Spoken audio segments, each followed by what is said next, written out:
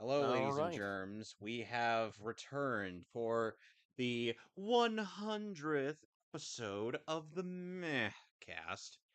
And oh, what a motley crew we are. Are you though? Why, yes. Yes, we are. Where is It's a lie. the... Did my... Okay, there we go. On a second.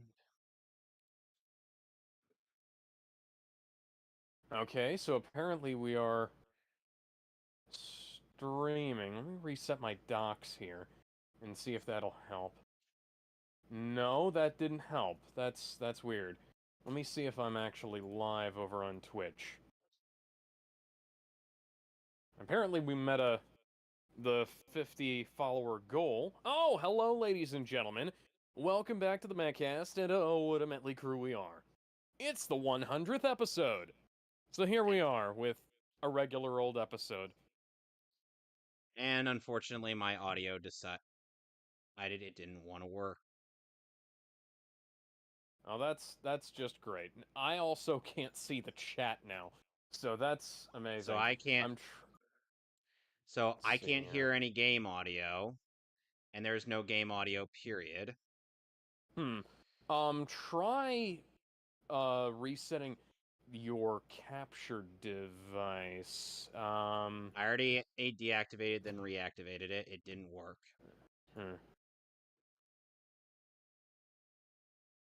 Kick, are you functioning, Kick?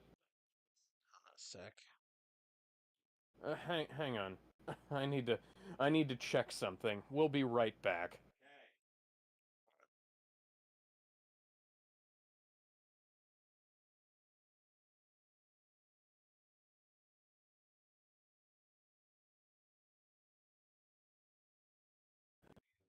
I want to authenticate with Restream. Well, that's just great.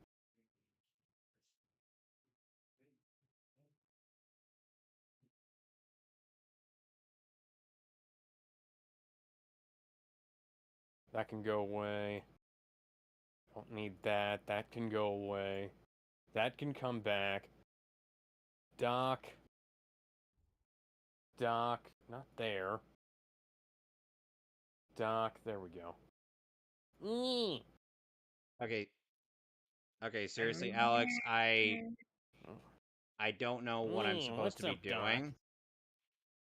Well, you're gonna have to share your screen with me. I am Also, sure. hello, ladies I and am gentlemen, sure. once more. Welcome back to the Mehcast. It's our 100th episode, which means we're getting technical difficulties. So yeah, you're gonna need to share your screen. Fuck. There we go. Yeah, Kevin's having some audio troubles. Okay, so, pop up your whole, audio mixer there. Here, so I can see the whole thing.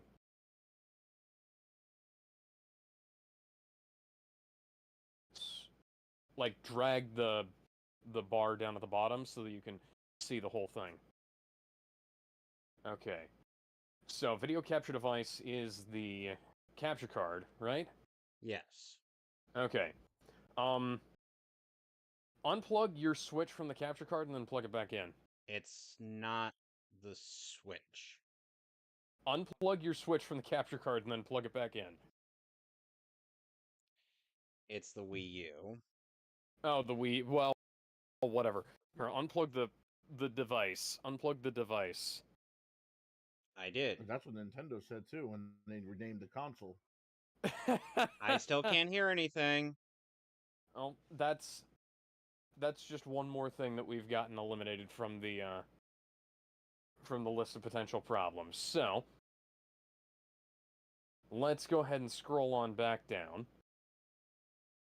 And my thing's You frozen. gotta scroll back. Yeah, it'll do that until it recognizes that the thing is plugged in again. And so scroll all the way back down.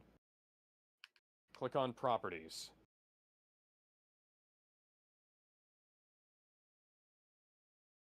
Okay, so I can only see the OBS window. You're gonna have to share the whole screen, not just the window. Oh, for fuck's sake.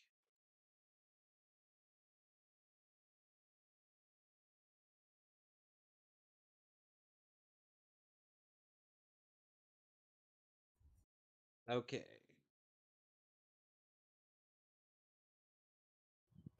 Okay, so scroll up. Okay. Deactivate and then activate again. There we go. Now the audio's working.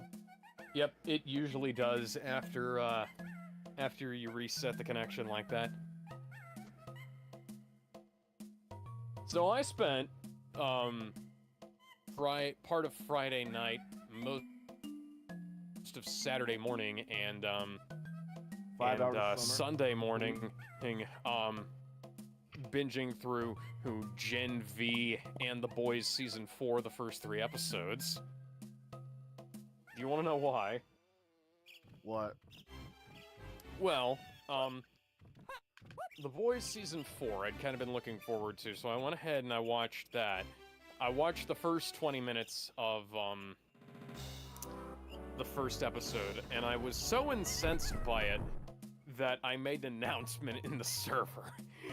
And you can find that in the general chat. But Yeah, you literally made it so important that you decided to forego doing anything on Friday. Yes, I did. Because, frankly, I was disappointed by episode 1 of season 4, to say the very least. So I decided to, actually, I need to go refuel, don't I? I need to stop hopping back and forth between these two things. So I watched the first 20 minutes of season 4, episode 1, and I was immediately beset by a bunch of references to Gen V, which I hadn't finished watching up to that point, because frankly Gen V kinda sucked. And I was not particularly compelled to finish watching it. In fact, I stopped watching before the first episode was done, and so I wound up going back and I watched that. And so Kevin, did you know that Clancy Brown is in Gen V? No, but I would not be surprised. Okay, so Clancy Brown is in Gen V, and he's really great. And then he dies at the end of the first episode. Huh. Why does that not surprise me? Probably because, well, here's the funny thing. Both him and Patrick Schwarzenegger die at the end of the first episode, and then the rest of the rest of Gen V Season 1 is a fruitless attempt to figure out why all of this shit happened. And then, like, it ends with, it ends so unceremoniously, like the whole season is essentially a gigantic waste of time, which is interesting because by the end of the first season, I was actually kind of growing to like some of the characters they had in Gen V. You know, aside from the ones that they killed off that I already liked. You know, that's just fucking sucks there, guys, you know. Oh, why'd you get the Kurgan in there and then kill him off? I will also note that this character shows up in a movie, in an in-universe movie later on in season 4, and he's played by Will Ferrell in the movie. And you know what the funny thing is? It made me nostalgic for a time when Will Ferrell was trying to act competently. Like, this is not Holmes and Watson Will Ferrell. This is, When he cared. yeah, this is Will Ferrell, like elf Will Ferrell, you know? Well, like, he's giving it his all to this shitty fake role, and he's doing really good. And it kind of reminds me of when they had Charlize Theron play Stormfront in season 3. Like, okay, we've created a cameo for the sake of cameo. We're starting to turn into the MCU, and you know, among other things that they're turning into the MCU for. I also couldn't help but notice. Well, yeah, okay. So the reason I went back and watched Gen V is because You're they bored. bring up this stuff about Godolphin University, and you know, Gen V is based in Godolphin University because it's like you know, it's sort of a takeoff of the G-Men. Like the actual G-Men team never actually Wow, so shows remember up, that comic book. and the X-Men, and you know, obviously the G-Men are kind of a lame pastiche of the X-Men, but And they're so stupid they literally don't know who God is.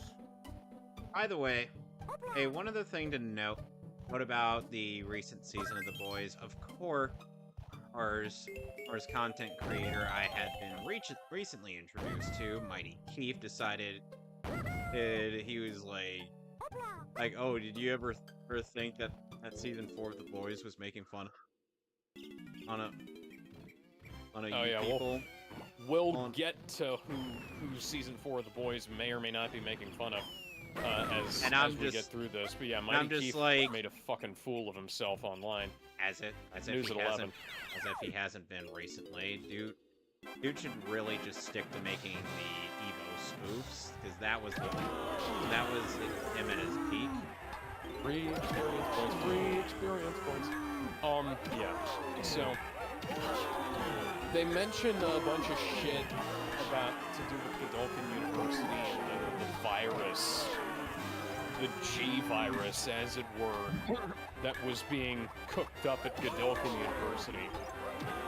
And so I said, okay, so if they're going to be this heavy-handed with all the referencing, then I should probably go back, do my homework, and watch Gen V. And then I watched Gen V, and it was no fucking help whatsoever understanding this season of The Boys. Because it's... Sure, There's it's this like... whole thing where, like, Patrick Schwarzenegger's character's brother, and by the way, this is the son of the Arnold Schwarzenegger, and you'd think that he'd want to lean into, like his dad's accent, because, like, aside from a sort of a Hi, general Sonic. build... Hi, Sonic. We're talking about The Boys Season 4 right now. Which, aside from... By the way, Alex, another thing that I have to comment on, every season every passing season of The Boys, and I'm just like, you know, at first I was worried that I was actually missing something when not watching it, but now because of how things currently are, I'm like, you know, I'm kind of thankful in hindsight that I passed up on this show. Once upon a time, this show was really good, and now it's fucking garbage. But yeah. So the thing about this is that throughout all of Gen V, they're like constantly there is a lot, and I mean a fucking lot of male nudity in Gen V, like completely uncensored, grotesque male nudity. We're talking like really? God damn it. Are we talking like balls and scrotum and dicks and stuff like that? Okay, so we're talking a dude's dick explodes in Like in Minecraft. Okay, so the main character holy shit. Damn, holy shit. Okay, by- hang on. Yeah, this kind of reminds me of how there was this one really fucked up death Nope. way to go out in Game of Thrones, where there was this guy who was constantly being tortured throughout that, Yes, I want to that abandon this part- mission. I don't have enough or- health and for then- this shit. and then he ends up being, and he's also been under some kind of like hallucinogen, and it's just, we end up getting to a point where he ends up hallucinating that he has been saved by some beauties who feel him up and whatnot, but just as he probably reached full mast, you can guess what happened. They bite his dick off. They cut it off. Cut it off. Yep. Oh yeah, I remember that. Eek. My older sister Um, described this to me in detail, and I'm like, oh god, that is morbid. I'm grabbing my dick. I mean, I still think the worst kind of death is still balls crushing. Oh And let- god. Oh well, we'll get to that. So throughout Gen V, one of the main characters is this girl named Cricket, right? And she shrinks down to be tiny and like hops up and down on this guy's dick and balls, and like she is completely naked, but we get like a sidelong view of it. But we are forced to have a shot, like her boobs are covered up by this dude's dick. We'll say. And it's the And shit that- people can come up with. And it is the worst CGI that I've seen in my recent life, I will say, because it's like it's bad MCU level CGI. It's like the Flash level CGI, you know, like CW Flash CGI or you know, the movie Flash CGI. The CW Flash, you know, for So the first chicken ball. half of its existence. Yeah, and she's like, she is a... Have you ever seen the movie The Borrowers? no. Have to look it up. Okay, so there's a movie called The Borrowers, and it's about these little tiny people, Oh, right? I've seen that movie. And yeah, okay. All that. And they have a lot of real neat like transitions between animation and composite effects and things like that. And Cricket throughout this entire show, whenever she shrinks down, so she can like shrink down or make herself grow real big, kind of like Ant-Man, come to think of it, or the Atom, you know? Am I to assume that And- her clothes do not grow or shrink with her? Oh, you would be completely correct about that. So when she shrinks down, she's either completely naked, like in this instance, or she uses... Oh my god! It's a derelict ship on a surface of a planet. Anyways, so yeah. So she either uses, like, tiny doll clothes, or she uses, or she's completely naked, and then when she's large, she's always completely naked, which is interesting because they specifically go out of their way to not show anything.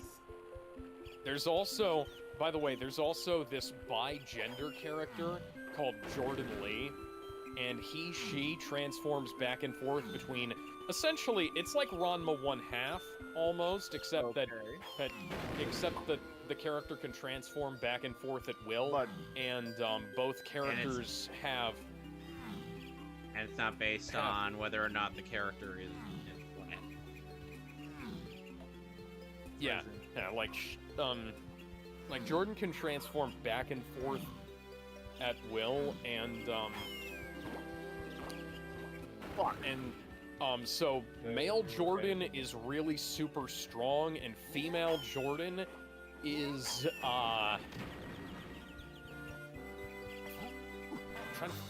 essentially like imagine Jean Grey if she wasn't psychic. So Adam Eve. Yeah, no, not Adam Eve. She's got like telekinetic powers, but she doesn't have like matter powers, you know? Yeah, I know It's- what you mean, but Yeah, kind of like that. Yeah. Kinda like she can move shit with her mind and give like force blasts and things like that. Also, like London Thor, who plays female Jordan, is also, well, like the closest we get to seeing on-screen female nudity, except for Cricket. Of course. Because they specifically go out of their way to avoid showing female nudity, even though, like they show us, It's a standard or something. they show us this one dude's dick straight on. They show us another dude's dick straight on when our main character, who has these blood-based, the bloodbender character, her, when they show us her powers, she explodes. There's this guy called Rufus, and he like, his power is that he, like, roofies people, kinda. What kind of show are you even talking about? Okay. This is Gen V. Man, it sounds ridiculous from what I mean, It fucking is. The Boys is a very strange show. Sorry, The Boys is a very strange franchise, I must say. campaign weirder than the actual comic book. Well, I mean, in Man, places woman it literally can got be. killed by It literally cannot be, because shit, the stuff that happens in the comic book is a lot more yeah, brutal you're and right. a lot. It's a Someone lot got more brutal killed and by a lot more female. Yeah. Like, I don't think think you you'll can ever get touch- past that. I don't think you'll ever touch The Hero-gasm like thing, yeah. a few of the big or small things that happen in the comic books. Like, for example, Homelander, there was a Homelander joke fucking where- Soldier Boy. Yeah, Homelander fucking Soldier Boy, Homelander doppelganger, Blarney. eating a baby alive, like Blarney Cock. Just yeah. Blarney Cock. fucking cross, Blarney cock. The main guy eating out Starlight, and then like fucking. Oh yeah, Huey. In public, I might add. I Well, no, believe. like there was Oh actually, no, that was at their apartment. So yeah. Yeah, I was gonna say that what happened. Was that in the apartment when he's just eating her out? Fucking. What was his name again? Butcher. Butcher. Yeah, Butcher. Yeah, He- Butcher. Butcher noticed. Yeah, I bought all the Boys comics on Humble Bundle not long ago, and I've read through most of the series. It's Right, but they probably fucking don't know. weird. This is one of the Yeah. funnier, lighthearted parts, though. It's like, so what happened? Yeah. Butcher's trying to.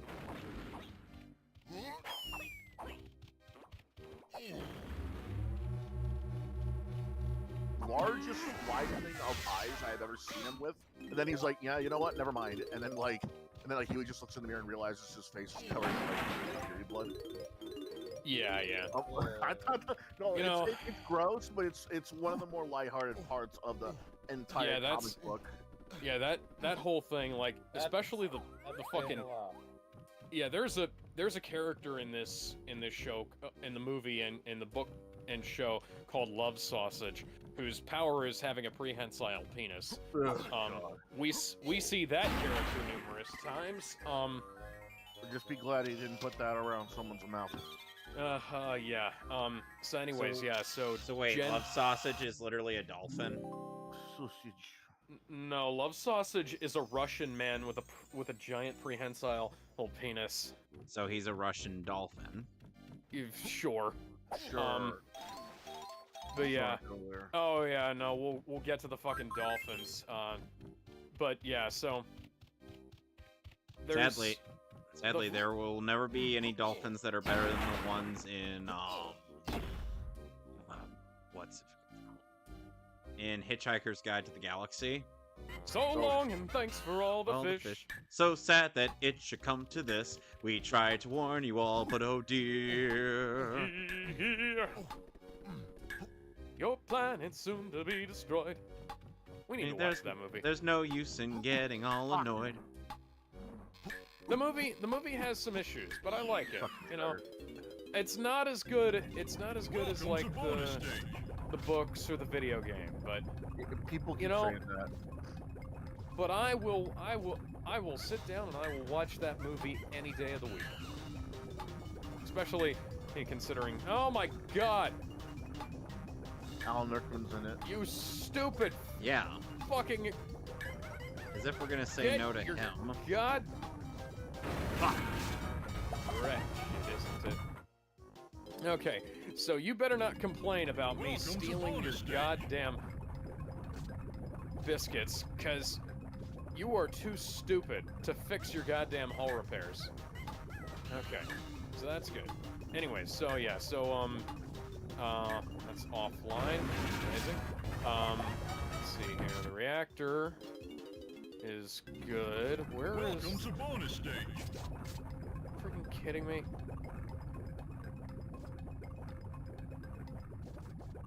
Come on. Console offline. I almost got all the, Reactor engine fault.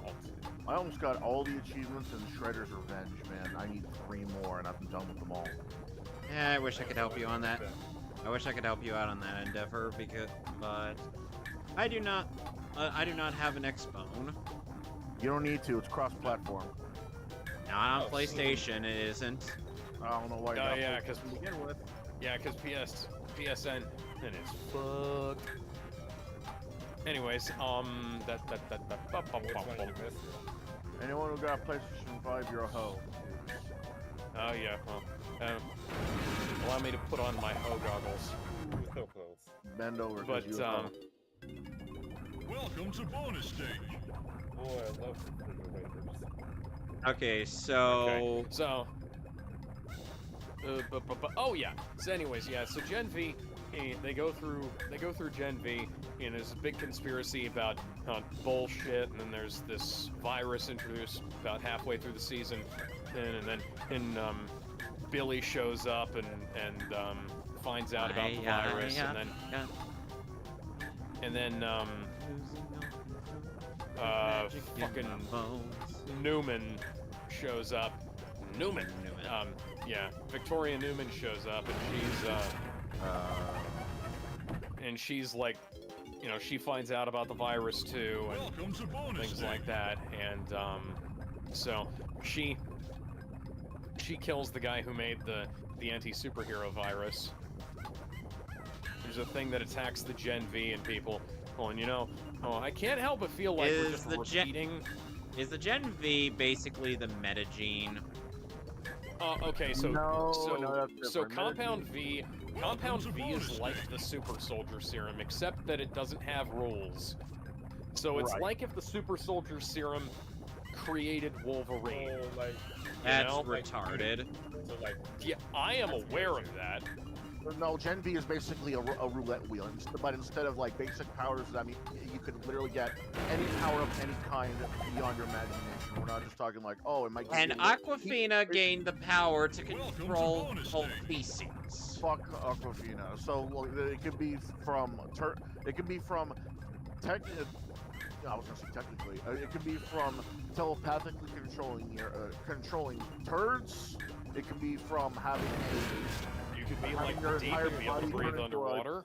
it could be turning your entire body into Welcome a to living bonus tongue, stage. or It could give you a giant prehensile penis, like it could fucking be love something sausage. as simple as What is Love Or it could be- Sausage? Please tell me or it could Love be Sausage something as has simple any as being actual other powers besides being a I dolphin. mean, he has super strength. dude. Just give me, Well, yeah, just that's give me a great. My Hero That's Academia Welcome torque. to At bonus least I stage. turn one of those into Yeah. an actual power. Yeah. Yeah.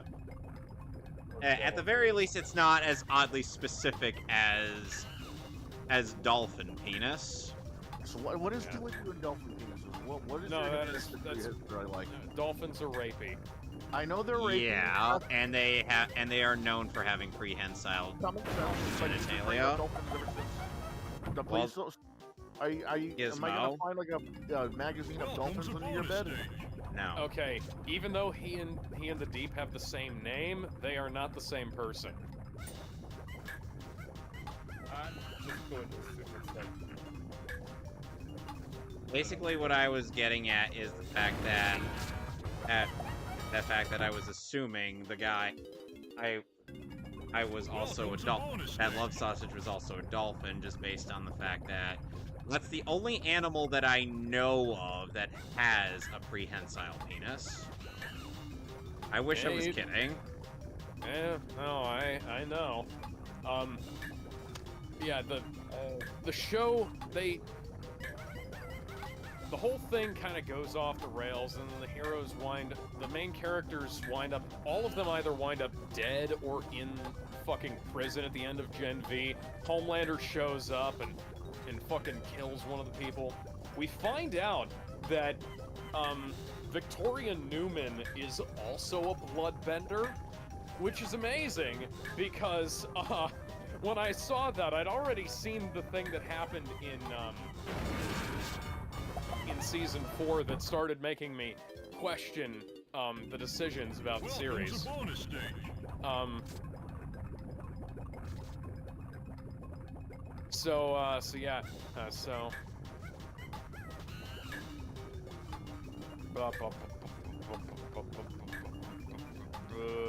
Yeah, let's go here.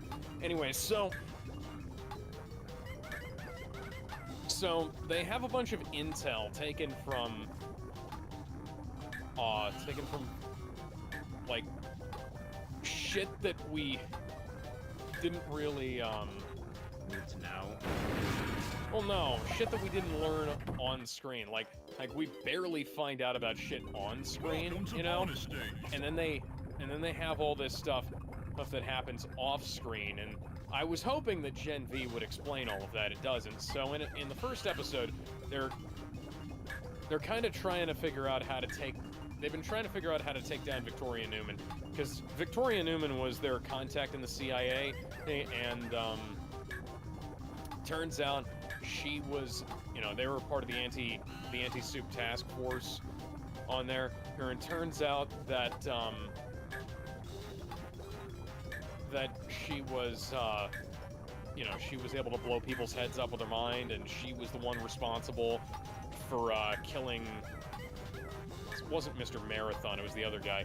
The orange speedster at the end of. Right, I know who you're talking about. Yeah. Yeah, at the end of season 2, when that guy's head explodes, and then they're working with the guy, the president, the soon to be president, in order to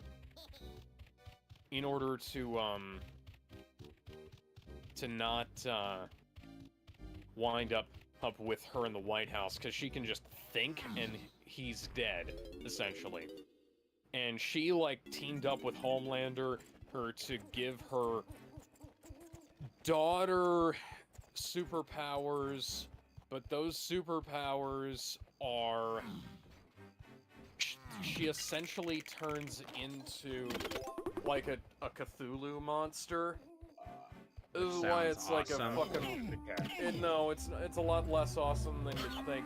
And then like, in Season 4, Episode 1, their cover is essentially blown, and Newman finds out that they're working against her, and now she has, like, no reason for them to... She has no reason to keep them alive at this point. She could just kill all of them, but she doesn't. She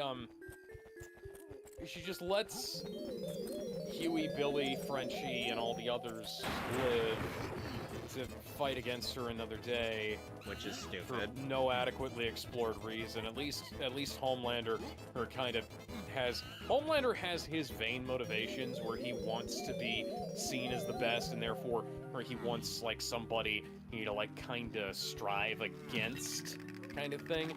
But Meanwhile. Newman is like a ruthless bitch of a character, you know? Like, she blew up one of her childhood friends' heads so that she could keep her cover. But that was how Huey found out. And then, like, Huey okay, so here's the thing. The thing about soups in The Boys is that they used to be, like, some of them had, like, superpowers, like Homelander is essentially like a weaker version of Superman, and, you know, translucent, he had, like, practically bulletproof skin in addition to being able to turn invisible. But like, Victoria Newman, her powers don't make any fucking sense. Like, okay, so in Season 2 and Season 3, she could blow people's heads up with her mind. In in Gen V, she's a bloodbender too. It's like, okay, you can say that That's what causes the head to explode. like, that's what lets her explode people's heads. Right. And that's also, like, why she's not, that's why she's not able to, like, you know, do what other people who can explode heads do and, like, read people's minds, and that's why she hasn't figured out, you know, who's after her, so to speak. But then, she's bulletproof in this. Like, Billy walks right up to her with a .45 caliber pistol and shoots her point blank in the back of the head. Nothing. Fucking nothing happens. And then, Huey throws acid on her. And that's supposed to be her super secret weakness. And it does nothing. And unless they've, like, got an explanation. First off, they didn't actually explain where they got that information from. They just said that they got it from Red River Research, where she was. And, Acid, like hydrochloric acid or something like some super anti-soup or acid. citric acid or whatever the hell. Just acid. It melts through her clothing. I will also note that this is a series where people's clothing burns off, and Huey throws it directly on her face and chest, and it just shows a little hole in her shoulder, you know. No boob showed off. Not that I'm saying they have to, I'm just saying that with the amount of male nudity we see in this show, it would have been nice. Yeah, it's like gender equality, people. These, you know, you're gonna show me if you're gonna subject me to 12 penises in a single episode, and I am not kidding, I fucking counted. These, oh, for fuck's sake. these awful I got blob monsters.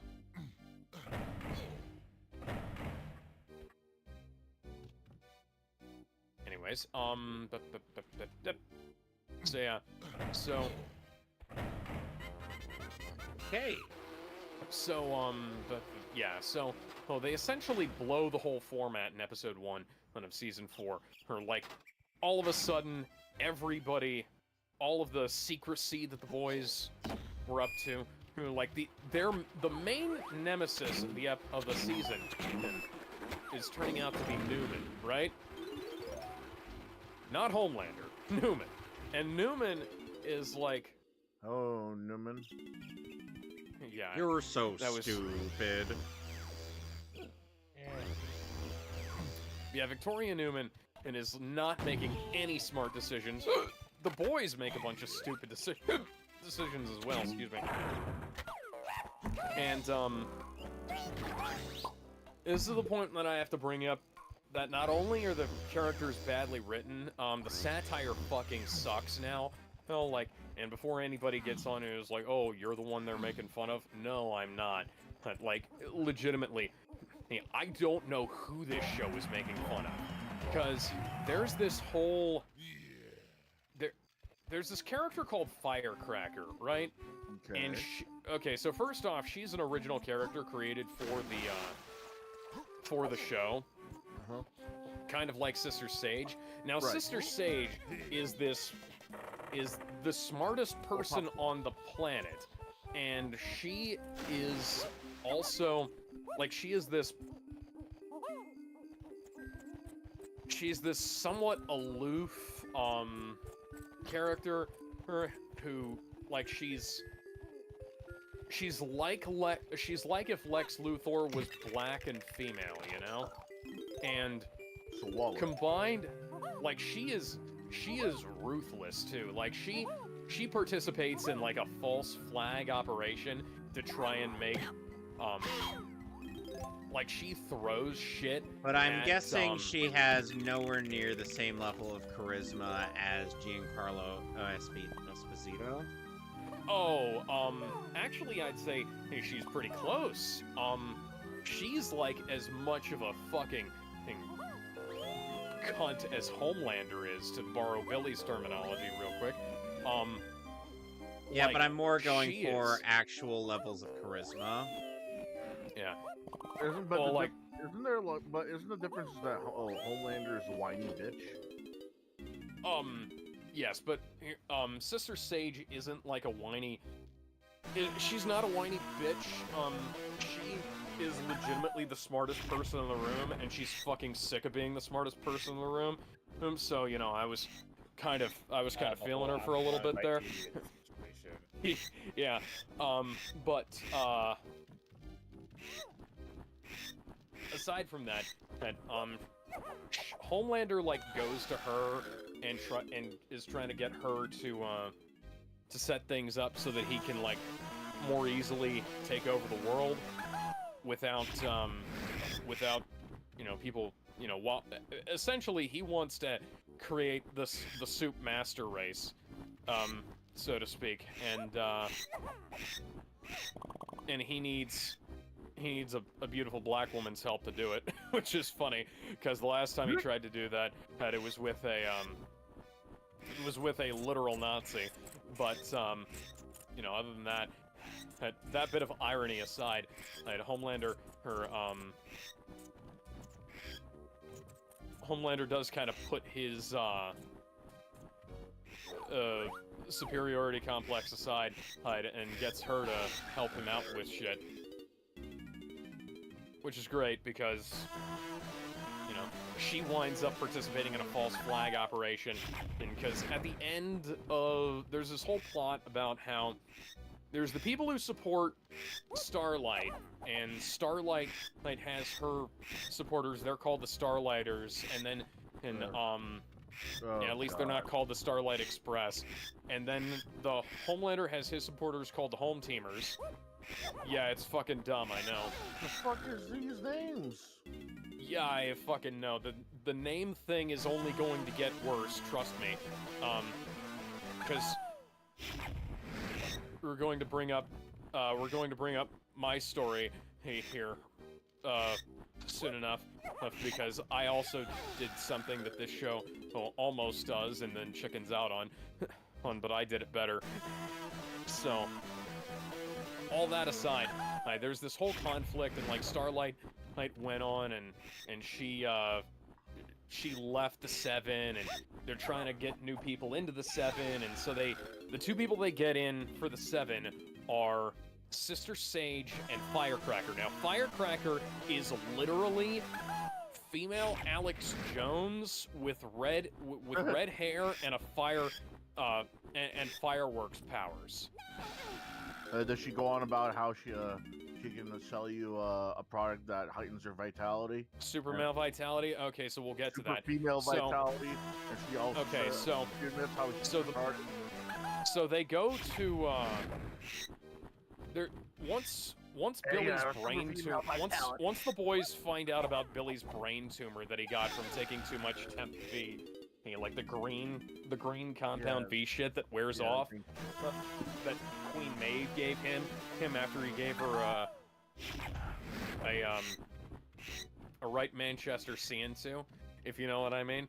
Right.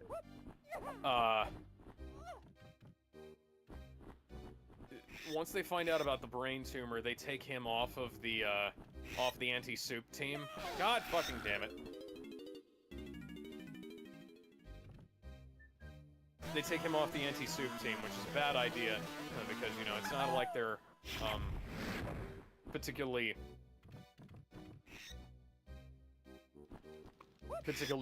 good on allies, you know. And they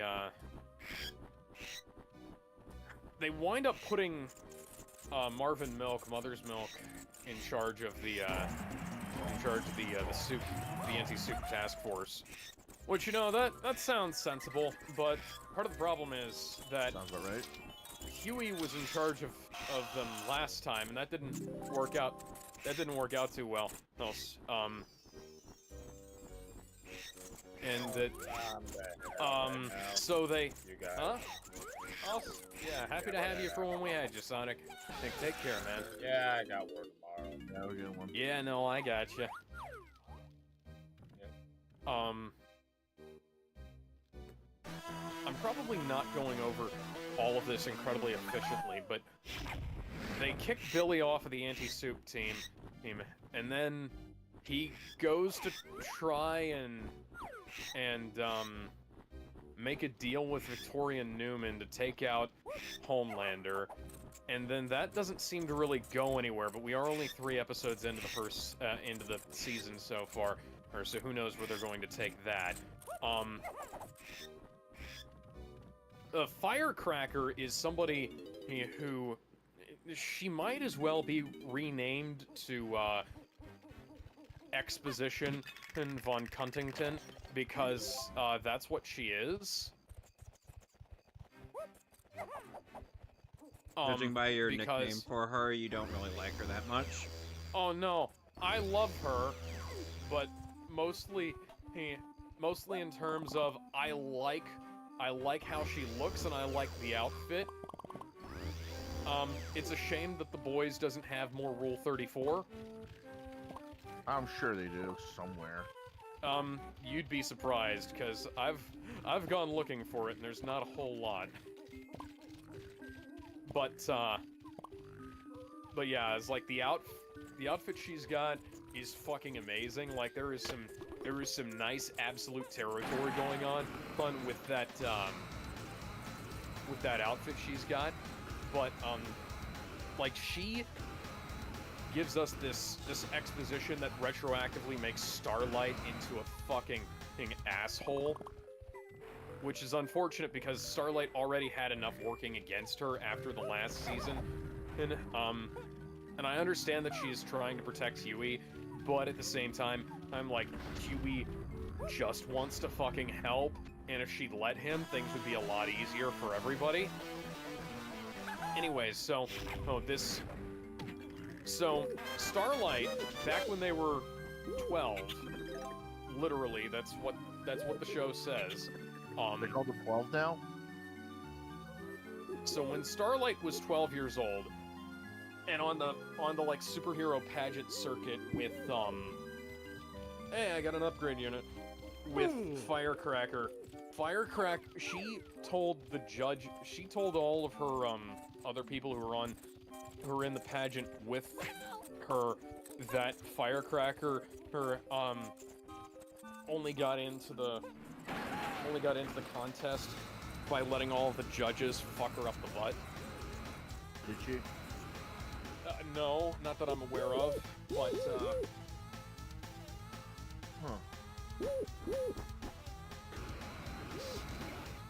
But you know, so they retroactively made like pure-hearted, naive Starfire into a fucking bitch.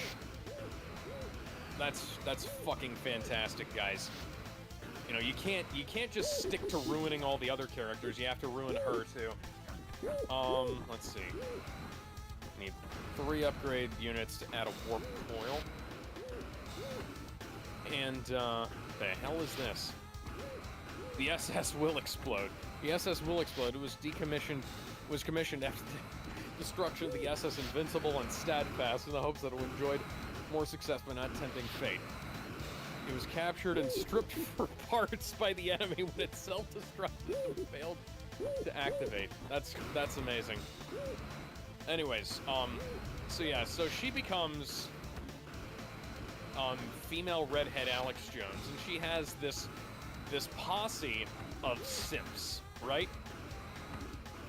And her simps are basically just one guy who has multiplying powers, who goes into a hot sauna in order to have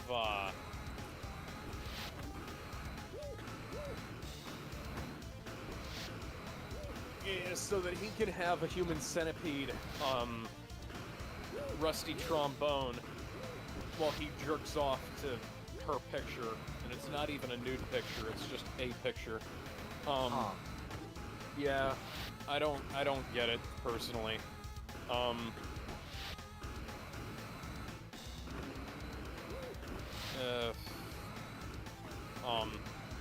And she's like, she's talking about stuff like the Starlighters want, one of her quotes is that, like, the Starlighters want to put,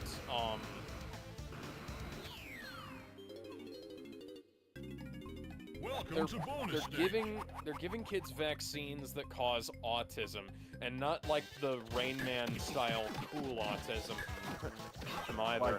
Like he can barely tie his shoes kind of autism? Well, here's the funny thing. Vought is literally putting stuff in the vaccines that give people superpowers, so having autism-causing vaccines would be not even as much of a stretch as everything else they've got going on in this show.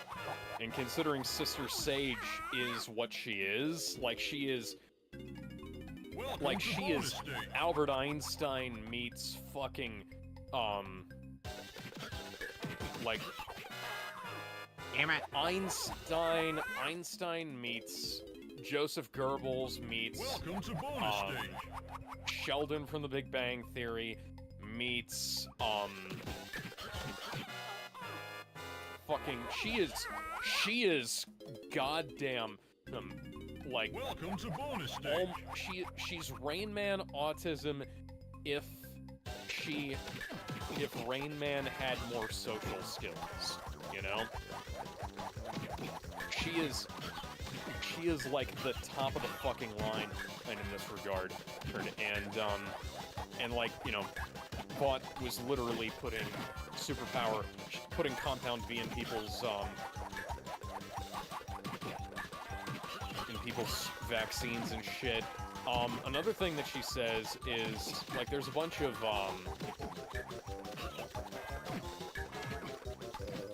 let's see here, hang on. Trying to figure out how this thing is supposed to work. Power generator offline. Non-functional input interrupted distribution. Okay, so what's going on with this thing? Is that gonna, no, what the fuck? No, okay, maybe. So, okay. So I need to go patch things up. In terms of positive news, Alex and I have finally finished Gurren Lagann. Yeah, so that was actually a nice reprieve from my 3 days of bad television, and I got to see Fate Unlimited Hype Works. Basically, a Tengen Toppa Gurren Lagann, the mech, not the show. Yes. Now since we had finished the show... I'm sorry, buddy. I'm not able to Will help you be, you without Are you dying, able to so... articulate your thoughts? On the last few episodes we watched? I believe calling it Fate Unlimited Hype Works is the best summary. I mean, We're gonna do the impossible, we'll see the invisible, we'll think the unthinkable, we'll break the unbreakable. Row, row, fight the motherfucking power. Yeah, so during that commentary, I feel like I went a little too hard with Kevin. my voice. Yeah, Kevin was quoting the show. Oh, and where did this credit shit come from? And he went all out on it. And oh yeah. So there's a thing. Let's be realistic here. If I didn't go all out, what would be the point? Yeah.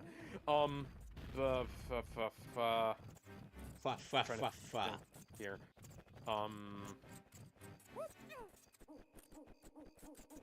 Oh yeah. So there's that thing. You know, there's also literal human trafficking going on, and then she says something about how the Starlighters want to create fucking gender-neutral bathrooms and traffic in like kids that they've forced to be transgender and stuff like that.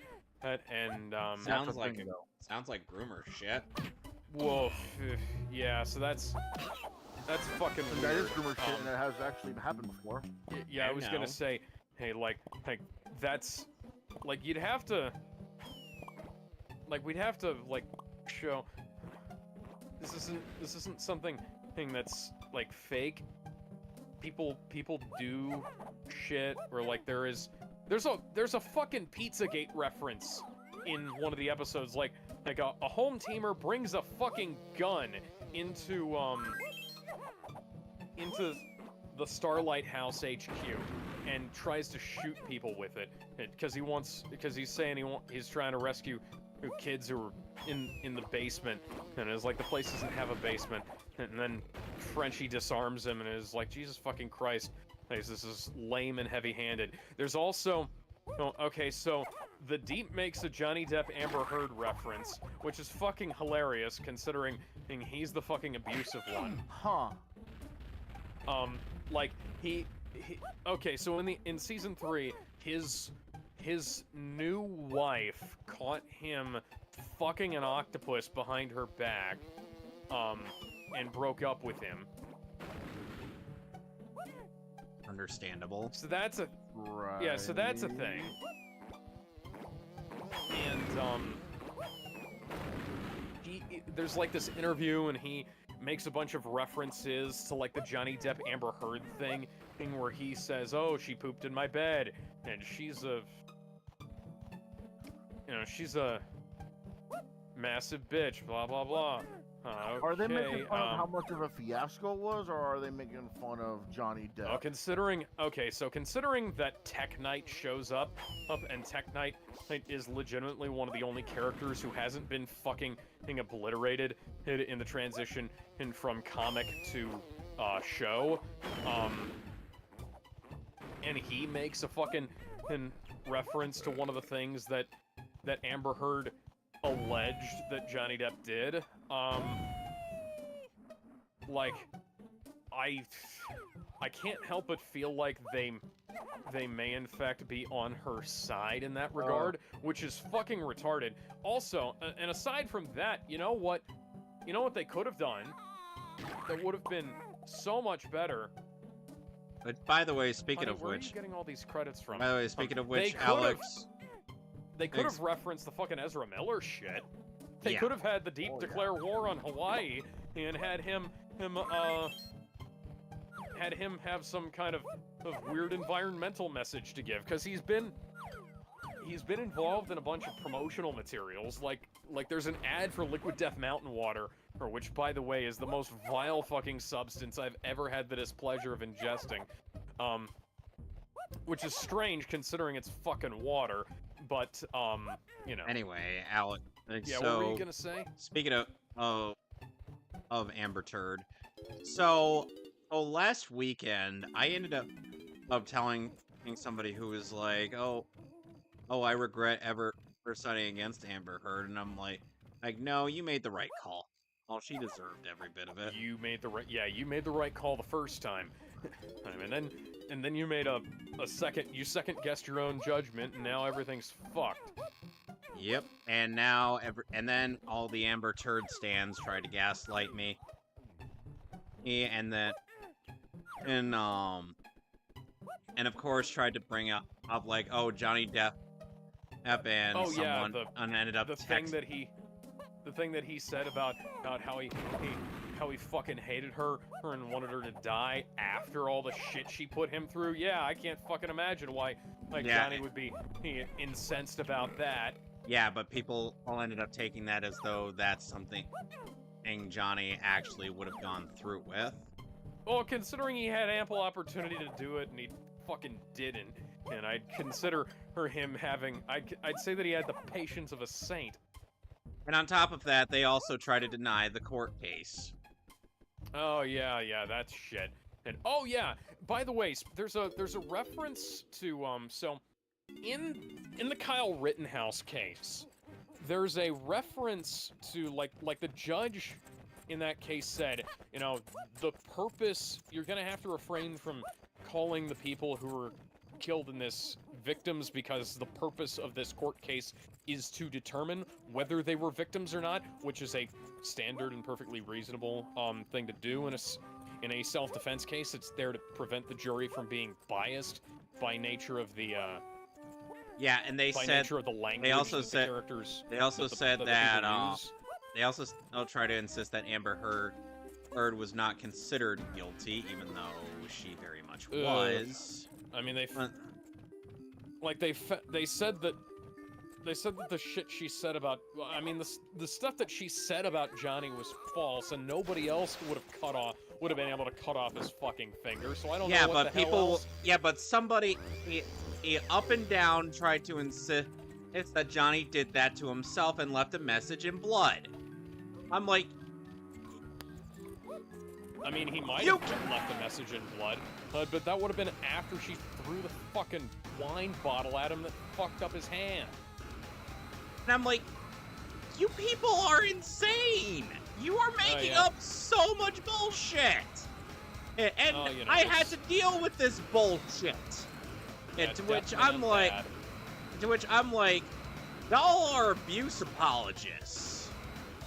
Yeah, legitimately, like some of the shit that they put on in this is like it is close to abuse apologia, like especially when Tech Knight makes his weird fucking reference to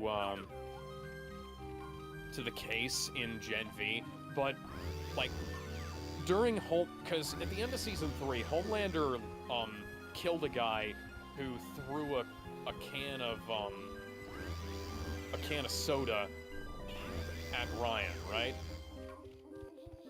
And obviously, that's not something you should do, even in even if they didn't have superpowers. You don't just, let's assume that this was a regular father and a regular kid, and like somebody throws a can of Coke, even if it's full, at my kid, I'm not gonna pull out a gun and shoot him unless things go further south, you know? Yeah. Well, we are reasonable human beings in this part of the world, and we are not just going to murder everybody who gets on our bad side, you know? No. So, like, there are laws and things for a reason. Call 911. Call console offline pulse engine perform. Yeah. Like, we can, yeah, but like throwing a can of Coke at his head, it is something else entirely, you know? But like, even if you fucking hit, you know, I am not, while I am, you know,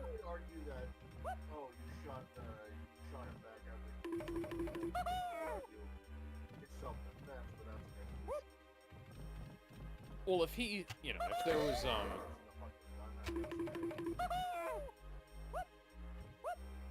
functional at receiving power, well, why is that?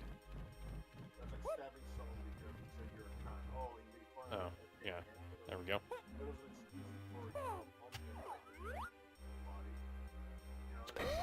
Yeah, but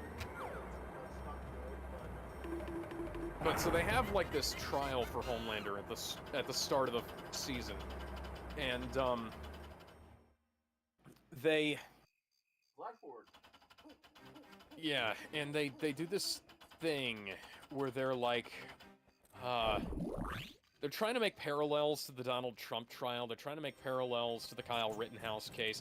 And here's the thing. Kyle Rittenhouse was assaulted by a guy with a skateboard, a guy with a gun, and a guy who had like...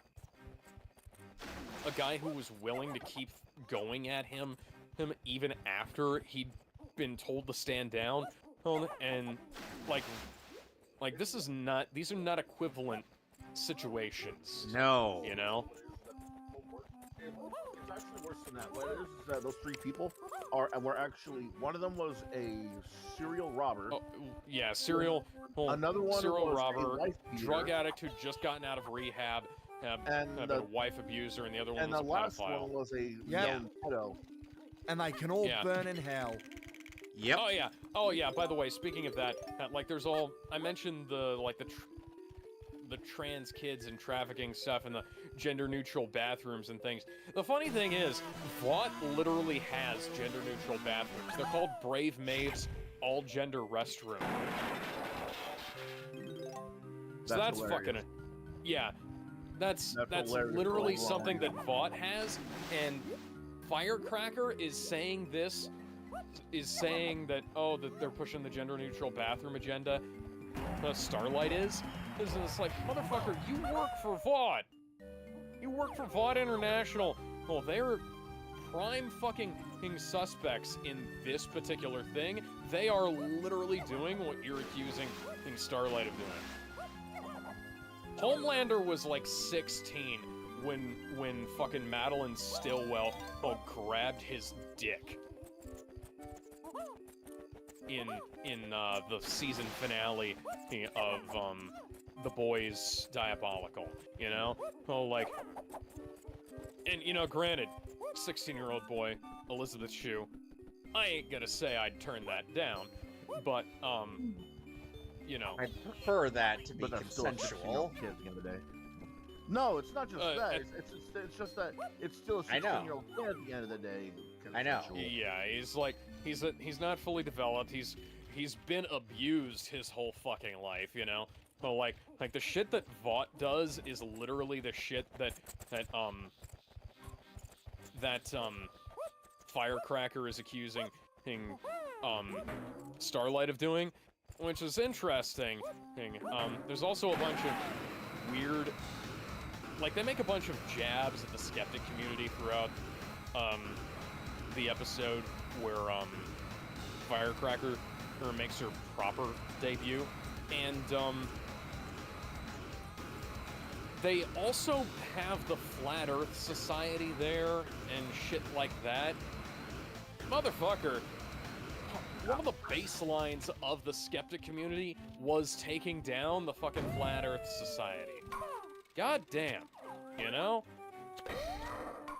Like, don't try and preach the ancient text to me, which I was there when they were written. I was there when Thunderfoot was making videos about the fucking Flat Earth Society on YouTube. I was there when Logic Thunderfoot was and still making content like that anyway. Thunderfoot was still making good content, yeah.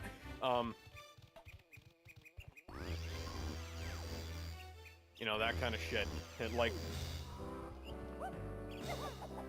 I saw all of this as it happened, and it was like, we had zero tolerance for the fucking Flat Earth Society in this.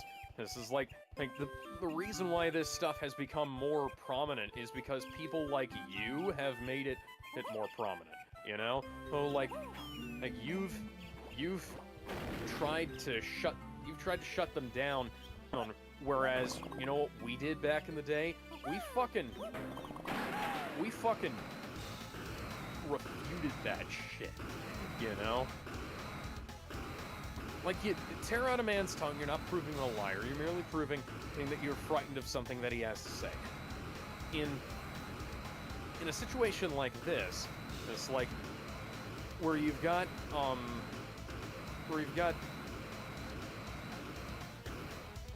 fucking conspiracy tards peddling bullshit, you have to make sure that you're not shutting them down, you're just gently explaining that they're wrong. You know? Like, and this, I've tried that tactic, as you're aware, Alex. Oh yeah. But, and one of the things, like, she brings up, like, fucking says, like, Tom Hanks is, like, trafficking in children or some shit, Of all and people? the guy who accused him fell off a bridge, and it's like, what are you talking about? Like, and she says that in the same breath as saying that Oprah was friends with Harvey Weinstein. Oprah was friends with Harvey Weinstein, and Oprah also propped up Leaving Neverland, which is full of fucking horse shit. Like, it's the same fake-ass, like, Kimiko, the female, is one of the few characters who escapes this this batch of 3 episodes unscathed, because she still retains some of the things that make her what she is, except that her fucking boyfriend, Frenchie, is now gay for the guy that he made an orphan back in season 2. And, you know, he's always been bisexual, and he's always been French, so there's a little bit of something going on there. Or, like, he was interested in the weird shit they were doing at Herogasm and everything. But, like, they spent all of season 3 developing her and Frenchie as a couple. Like, that was one of the things they did in the background. And then they brought this shit up, and she explicitly says, you and me are not happening, but you can go be with Colin if you want. And it's like, Colin, the guy he made an orphan by killing his parents, that's a great idea. And then Frenchie takes a bunch of hallucinogens and sees the ghosts of all the people he killed. Which I'm sure So is that's- pleasant. That's fantastic. They also have some really cool imagery. You know, like Gen V also had some really cool imagery, like Patrick Schwarzenegger's brother, not his literal brother, or like the brother that Arnold made when he fucked the maid, but like his in-universe brother, Patrick Schwarzenegger's brother, or was like, he was hallucinating and he was tearing apart these Muppets in like a batch of confetti and everything. That was really cool as imagery. So was and so's all the other cool shit they did with Frenchie's weird hallucinations. But you know what's not fucking cool is them just doing that for basically no reason and wasting a bunch of time. And that's what this amounted to. But yeah, Frenchie... So for those of you who don't know, Frenchie and Kimiko, in the comic are kind of a thing, and they were more leaning into them being a real big thing because they have this whole musical number that comes out of nowhere as well. In season 3, okay, but no, we're just gonna throw away all of the character development those two had, and it's not like, you know, like I said, it's not like Frenchie wasn't always a little bit, you know, potentially playing for both teams, but they were developing him and Kimiko as a couple, and then they threw all that away. And you know how displeased I am by breakup arcs and love triangles and things like that.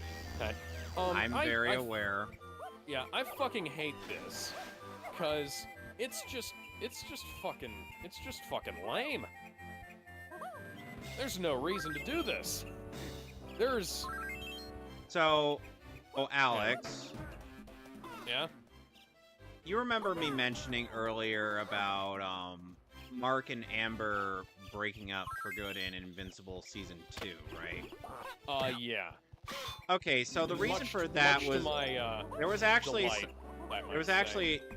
you know, the weird thing is by that point in the season it's like it sucks because I was actually kind of rooting for them now because Amber was actually far more understanding than she was in the first season.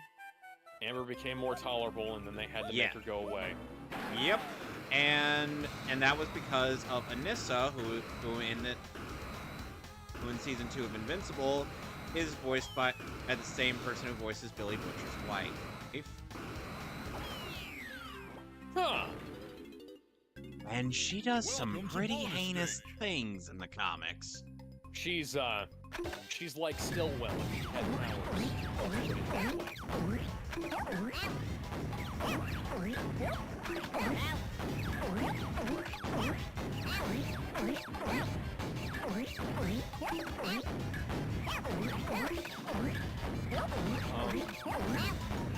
Oh yeah, that's what you said to Mark. So, Let me see if there's anything. Oh yeah, so there's a thing in. So Vought has a fighting game, right? Is it anything like Pharaoh Fighter? No, it looks a lot more like a rejected Mortal Kombat clone.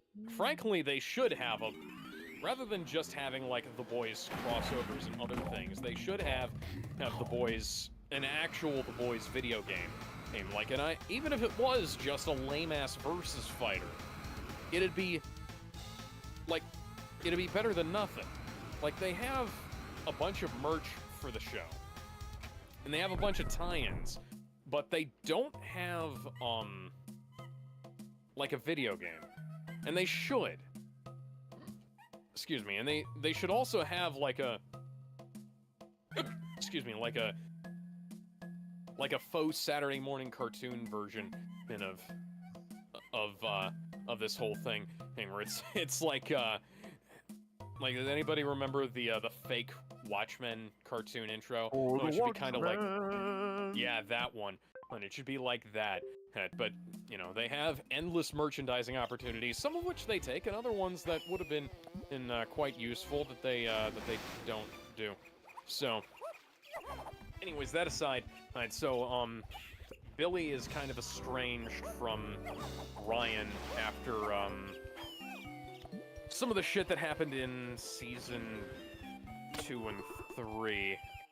It's like, Billy was the one who was kind of left looking after Ryan in Season 3, but, and then he's teaming up with Jeffrey Dean Morgan to try and get him back, and then, like, Billy starts showing, like, some more humanity rather than just pure ruthlessness.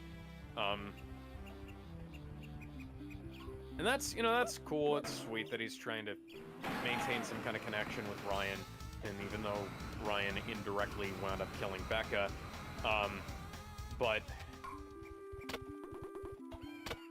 like, they kind of introduced Jeffrey Dean Morgan because to fill the same kind of niche that Butcher does after Butcher starts having somewhat of a crisis of conscience and things like that. And things, I don't know. But Billy and Ryan play this fighting game that's essentially like Mortal Kombat if it was... It's like Injustice for Dynamite Comics, you know? Where it has, like, members of the Seven and Payback and shit like that.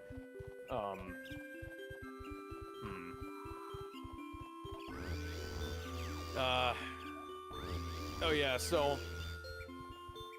These, the conspiracy convention, right? So the boys go to the conspiracy convention, and... I know I'm jumping all over the place, but this is a very badly structured season. And, like, the shit that happens, and, like, things happen and they get dropped. It's like, I don't know why it's like this, but it is.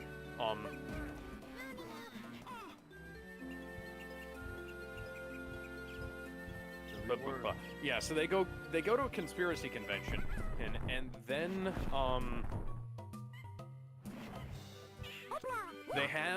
they try to tap into, the conversation that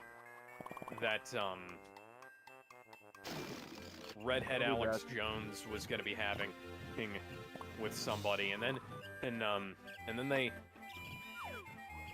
they find out that it was a trap. It's a trap!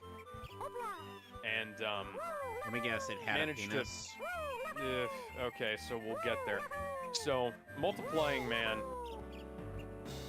gets to this... the boys are trying to fight their way out. Redhead Alex Jones, her henchmen pull these rifles, these quote-unquote assault rifles, on on the boys, and they somehow manage to succeed in disarming them. The convention, the fight spills out into a bat mitzvah that's happening across the convention center from them. So that's interesting. And Mother's Milk beats some of the anti-Semitic characters to death with a brass menorah. That's fucking amazing. That's kind of weird. And then there's this. You act as if about- anything you've described so far has been sane. I don't actually. Good. I'm not presuming that any of this makes any sense, because I couldn't make a whole lot of sense of it.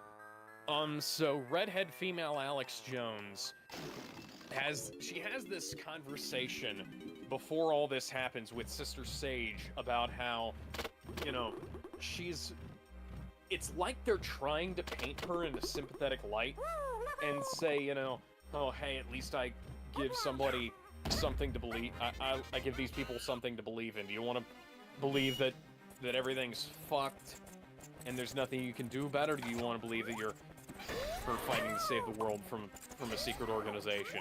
And it's like, well, we could believe in reality. Ever thought about that? No? Okay. So that's great. Thing, because there's more weird shit that happens. Oh, hi, Dripberg. Oh, Beta Quadrant. Food distribution.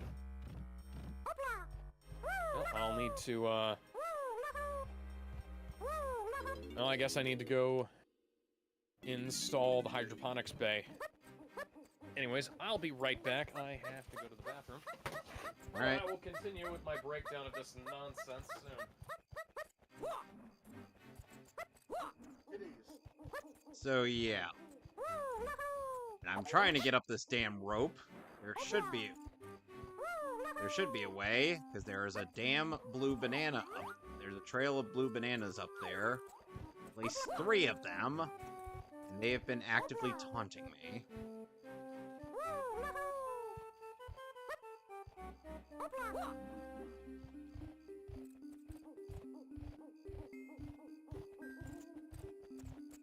Anyways, yeah, so there's this whole conversation about how killing the boys is going to be the final test for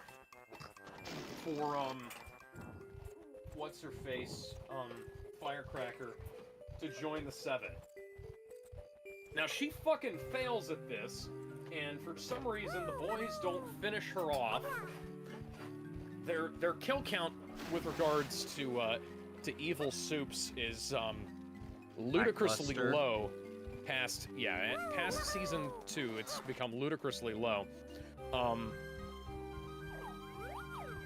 By the way, Alex, one thing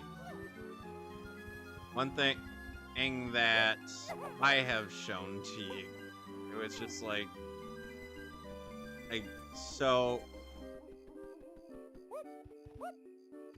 and Homelander would just be like, I am a salty bitch. Yeah. Upgrade unit not found. I need to go there and get an upgrade unit. Anyways, yeah, so she fails to kill the boys. She still gets on the 7. So apparently none of that mattered. She fails to, Summon Exodia. yeah, she fails to summon Exodia. The boys fail to kill her. Somehow there's just no fucking consequences for any of the shit that happens in the episode where this happens. So dust storms up close.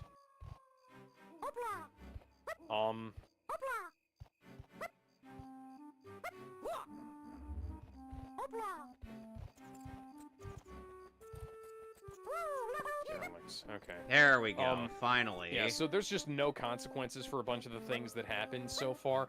or there may be consequences later on, but it's going to be a little bit too little too late, because this is the kind of stuff that should have immediate hammer-on consequences. Like, the moment Newman finds out that the boys are after her, she should pop all of them. The moment that, oh, there's this ridiculous thing in episode 3, where, they're going to Vought on Ice, which has, like, this song, Let's Put Christ Back in Christmas, thing in it, and it's fucking goddamn stupid, which is interesting, because, like, Homelander doesn't believe in God, really. He has the only big man in the sky is me speech, right? And he's just using this to, like, manipulate people, right?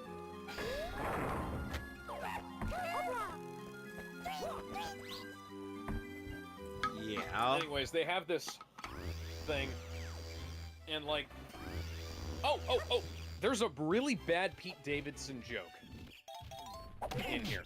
So, like, Mother's Milk's wife broke up with him back in season 3. This happened between seasons, by the way. Okay, so she broke up with him and got with this guy named Todd. And Todd is this Homelander fanboy who is, like, he's Homelander's biggest fan. You're number Apparently. one man! He says this before getting knocked out. I am your number one guy. I was making a reference to Saints Row 4. Thank you, Gizmo. Yeah. But yeah, he's one of the home teamers, and they're constantly making references and saying, like, hey, you know, why did Monique go to him? Did he have a big dick? Did he did he have big Pete Davidson energy? Like, literally, Frenchie says, it's like, was Monique with him because of his big penis? He gives us a serious Pete Davidson energy. It's like, is Pete Davidson paying you to say his name? And because nobody likes him, frankly, the fact that he was even remotely tolerable in Transformers Rise of the Beasts is amazing to me. Oh, it's partially because his face wasn't on screen. Yeah, it's like just referencing the fucking Kanye West, Kim Kardashian, Pete Davidson bullshit. That you probably wouldn't have known about if you hadn't been paying attention. The only reason I know about it is because people wouldn't shut the fuck up about it. There's a reason why you don't just... Okay, so there's a comparison here to be made between all of the bad jokes in this and the boat and the good people reference in Sonic the Hedgehog 2, because all of the shit that they have in this, it barely makes sense if you know what's going on in the real world. And if you don't know what's going on in the real world, well, that they're referencing, you don't know anything about this shit. And, like, dear God, I pity you if you were watching the show and weren't keeping up with the fucking news, because none of this makes any fucking sense. Yeah. Imagine not knowing anything about the Amber Heard case and hearing the Deep talking about somebody pooping in his bed. Like fucking hell. There's also... Oh yeah, so the Deep is still fucking an octopus. It's not the same octopus, but it is like... It's voiced by Tilda Swinton. I hope she got paid a lot for this, because... Boy, oh boy, that was fucking weird. There we get it. The deep fucks fish. Yeah.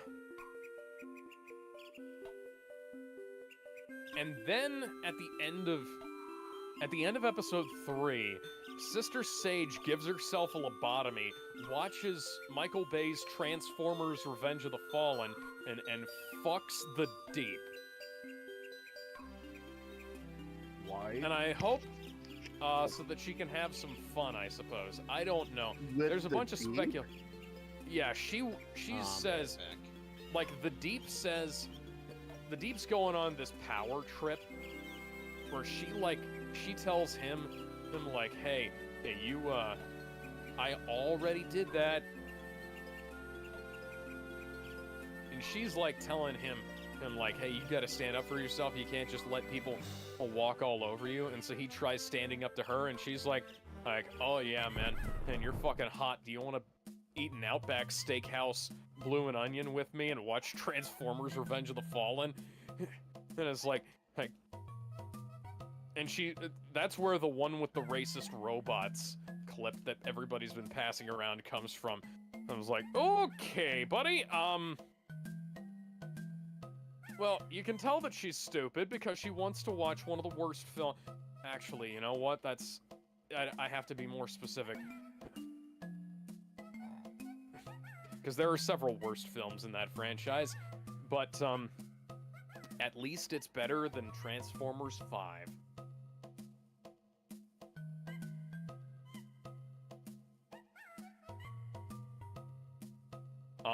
Anyways. So yeah, so she... I kind of hope that she does this regularly, and she's,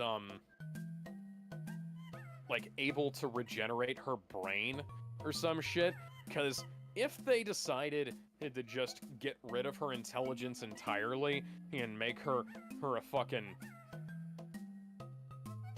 cock sleeve for the Deep, like, dear God, this is a waste of an interesting character, because she is legitimately fucking interesting, because she's pulling off all this weird shit, basically as a mental challenge, where she's, like, putting together false flag operations where, like, the Starlighters and the Home Teamers are going up against each other. Oh, yeah, so, Todd, Homelander's #1 fan, Homelander gets him and a bunch of other Home Teamers together, and, he has the Deep, the new Black Noir, and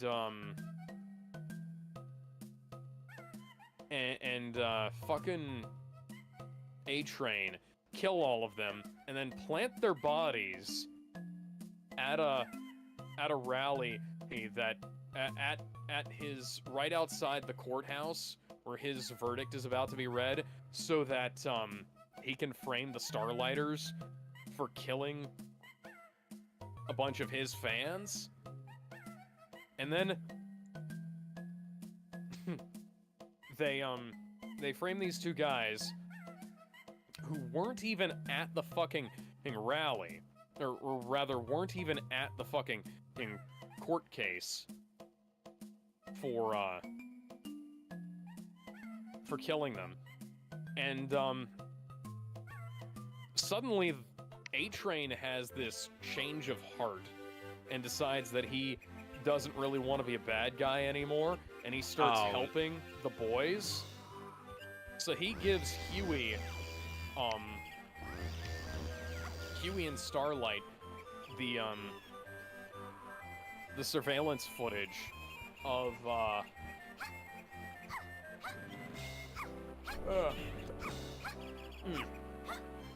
the suspects being somewhere else, you know? And that clears their names. And then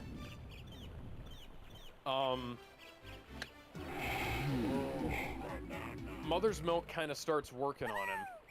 Now, You know, you'd think that Starlight would say, hey, this isn't a good idea. He kind of sold out Drummer Boy when he's Supersonic back in season 3, you know? Well, you remember that? You remember how he fucking stooged for Homelander, and sold out, a member of the Seven, who was kind of looking to turn tail as well. But then, like, they're making this movie where apparently they start shooting right after they approve the script, which is not how any of this stuff works. And these people are in Hollywood. They should fucking know what Hollywood is like. But they clearly don't. They're clearly just making shit up for the sake of making things happen in the show. So this is where the Will Ferrell cameo comes in. Will Ferrell plays the character that Will Ferrell plays in the fake movie the character that Clancy Brown was playing in Gen V. Now, if they hadn't killed him off, I'm gonna, like, for once in my life, I'm going to quote Linkara in a positive sense here. If you hadn't killed this character off, you would have been able to do something really cool with him and have him show up in The Boys main series rather than having to have an actor play him and make me nostalgic for the time when Will Ferrell was fucking trying instead of making films like, hey, you know, Step Brothers. Step Brothers was a good film. Holmes and Watson was not a... The Other Guys was also a good film, but He and Step Mark Brothers, Wahlberg had you know, surprisingly good chemistry in that. Yes. Step Brothers is the one I'm referencing specifically because Ron Burgundy. it's him. Oh, yeah. Anchorman, The Legend of Ron Burgundy. Great fucking movie. Hey, Elf. Yeah, I was referencing Holmes and Step Brothers specifically because him and John C. Reilly are in Holmes and Watson, and that movie's fucking atrocious.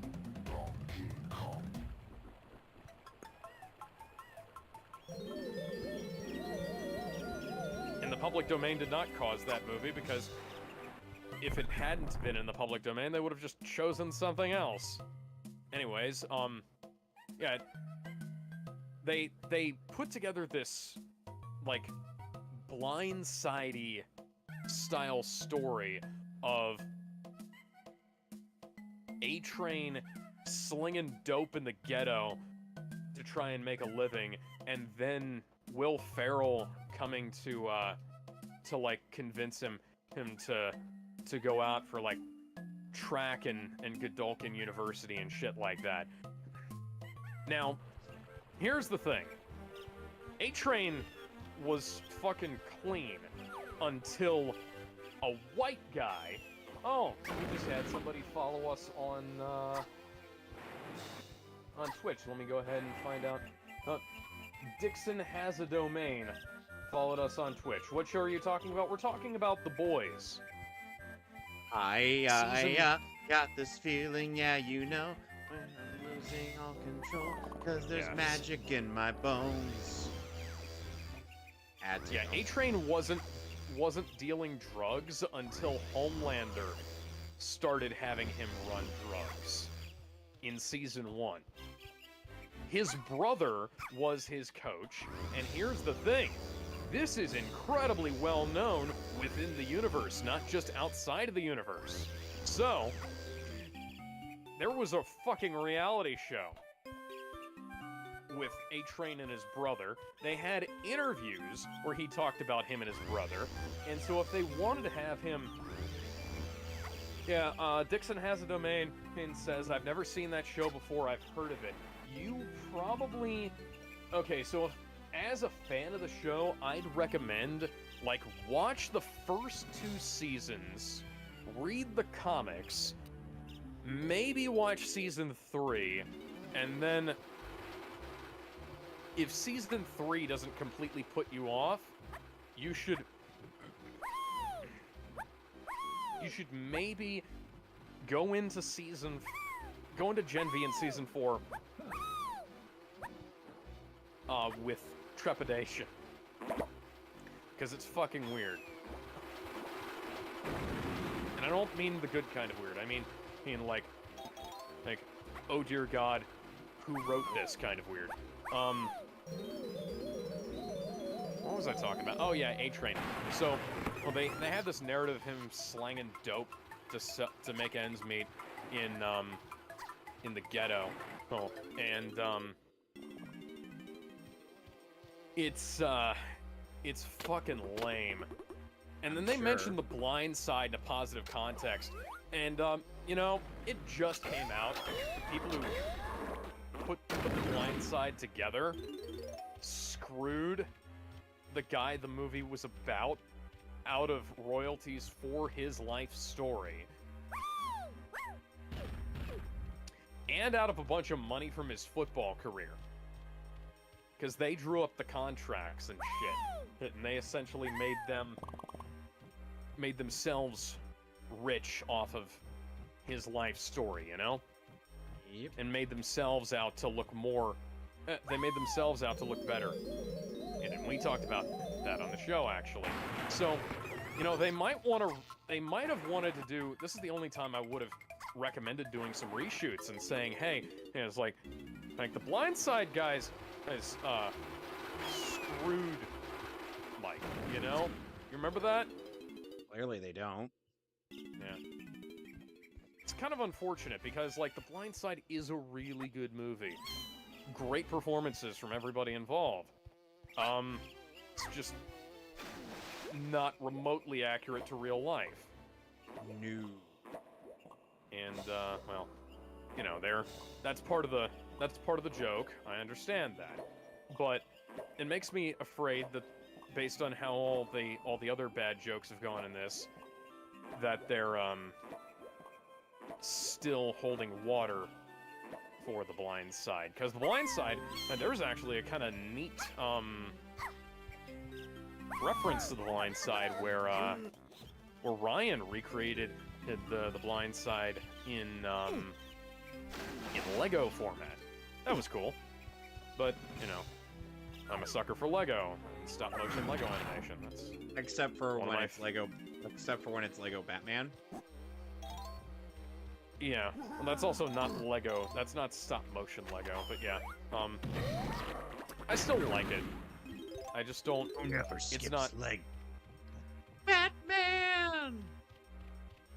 I just feel like it's a missed opportunities movie, you know?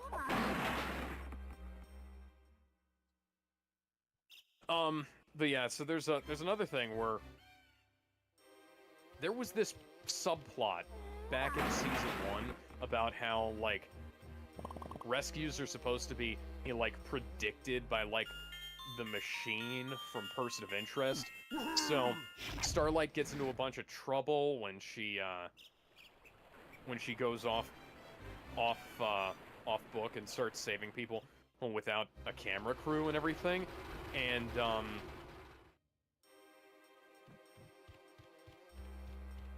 but I mean, that's also something that didn't make a whole lot of sense in the comic either, because, like, it's... I'm trying to put this together, because there's this whole conversation. Honey, you know, you could just put this money in my wallet rather than, just leaving credit chits lying around. But, so yeah, there's this whole thing about how, like, they're setting up Ryan's first rescue, right? Ryan, of course, being Homelander's son. And they have it all set up as, like, this stunt show, essentially. Where they have a stunt man who's going to be thrown around. For some reason, they didn't pick somebody who has superpowers, which will become relevant later.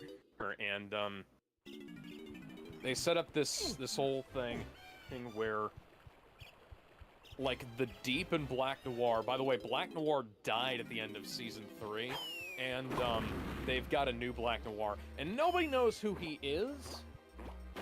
There was a bunch of speculation that it was going to be one of the guys from Gen V. That didn't fucking happen. So...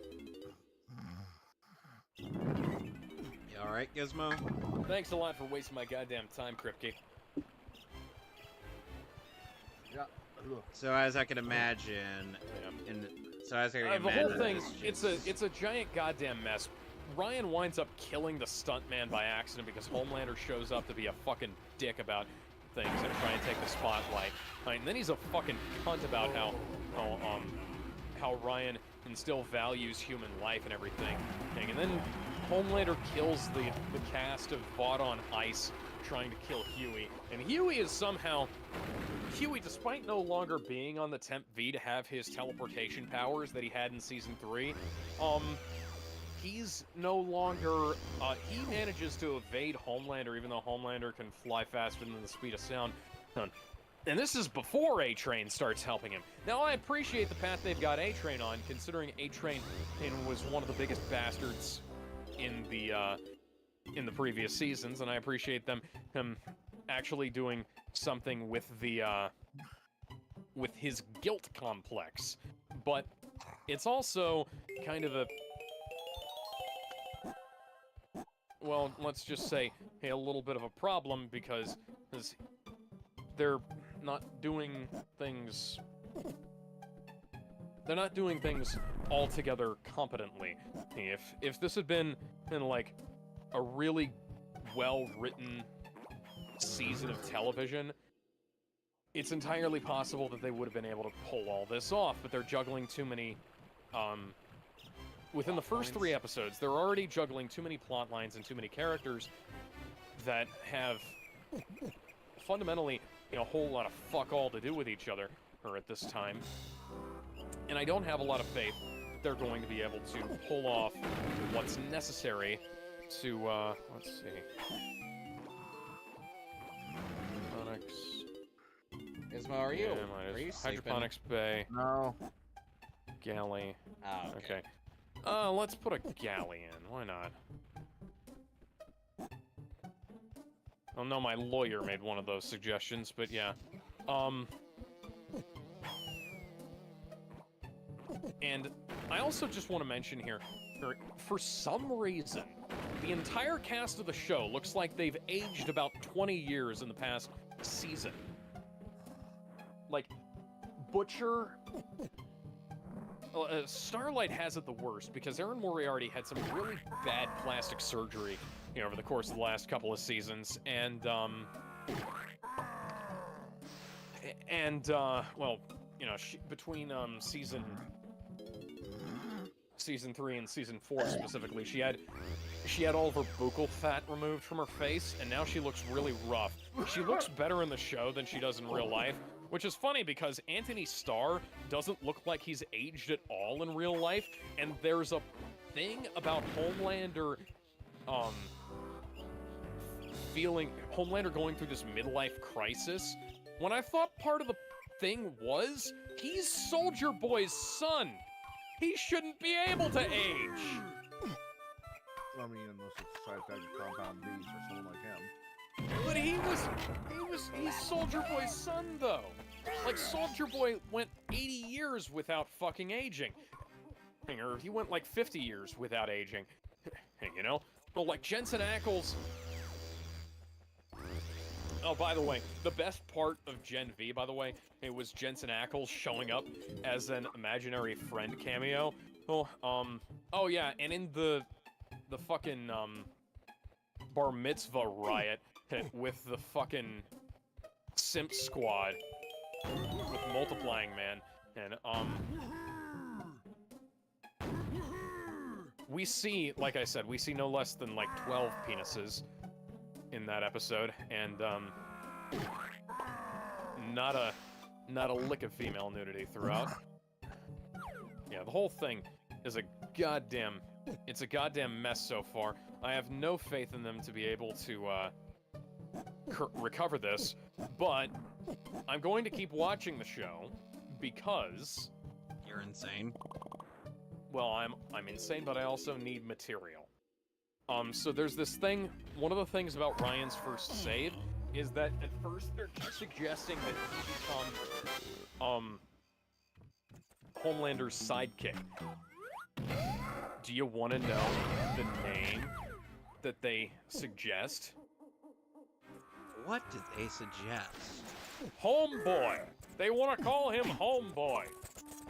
that sounds That is stupid. the worst fucking superhero name I've heard since Blarney Cock.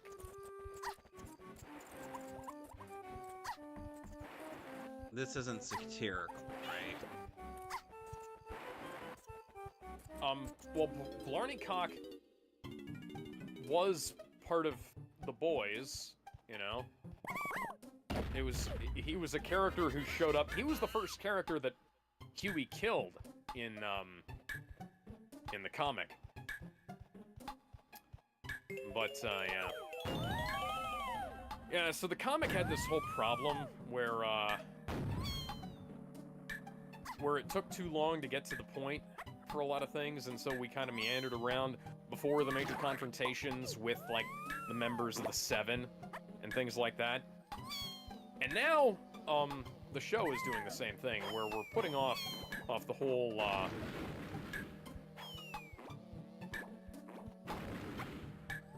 we're putting off the whole thing about,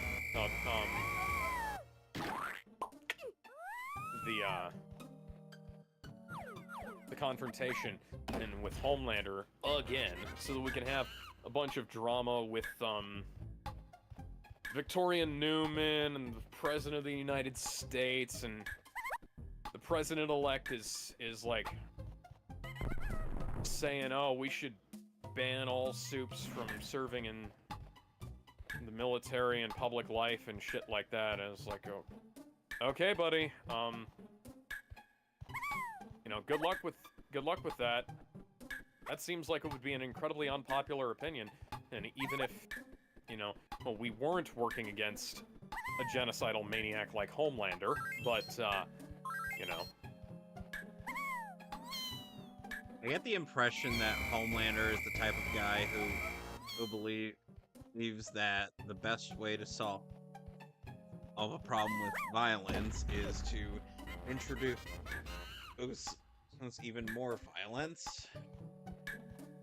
You would be correct in that sense, because Homelander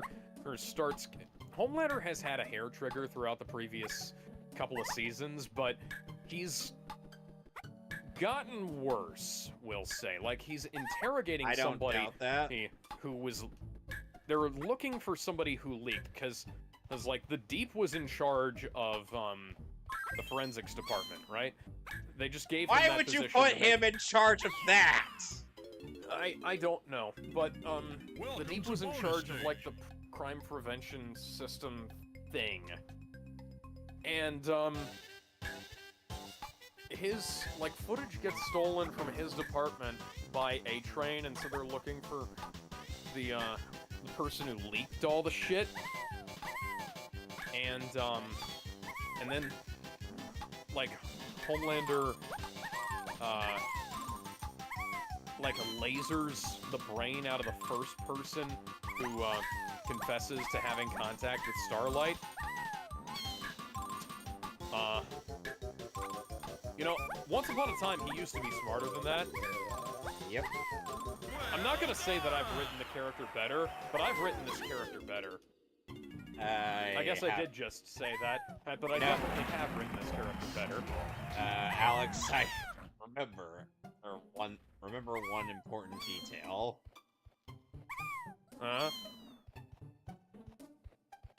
Homelander. When I've written that pitch to you, Ooh, Homelander, yes. Homelander tried punching Superboy. Let that sink in. I don't want to let that sink in. Why? Well, you know, it's got something the Deep wants to fuck in it. Like, or such as? An octopus voiced by Tilda Swinton. His entire... Okay, so Yeah, he Gizmo. also starts neglecting his octopus girlfriend after a while. Well, because he gets depressed after Homelander fires him from his job because he's a fucking loser, or he can't do goddamn fucking anything right. But we already knew that. We already knew the Deep sucked. Yeah, this is common knowledge. The dude, unlike Aquaman, is a fish fucker. Yeah, I wonder where James Gunn got that idea from. Yeah, and I'm sure James Gunn will not attempt to do anything unoriginal, all with his version of the DC. Oh wait, James hey, Gunn has been reusing the same script for almost every film, or at the very least, the same characters for almost every film ever since Scooby fucking Doo. Yep. And Here's the people thing. wonder why we get on. There are him. things I like about the Scooby-Doo film, but there's also a lot of things I fucking don't like about the Scooby-Doo film. Like Freddie Prinze Jr. Freddie Prinze Jr. is not the problem with that version of Freddy. Hey, it's more like I like the media satire are in there. There's like I think Coolsville sucks, and I'm trying to think the dorky chicks like you turn me on to line, and that's fucking great. Hey, like Freddie Prinze Jr. delivers this stupid fucking dialogue like nobody's business. It's just that there's a lot of shit that goes against Scooby-Doo in it. So that's, that gives me slightly less faith.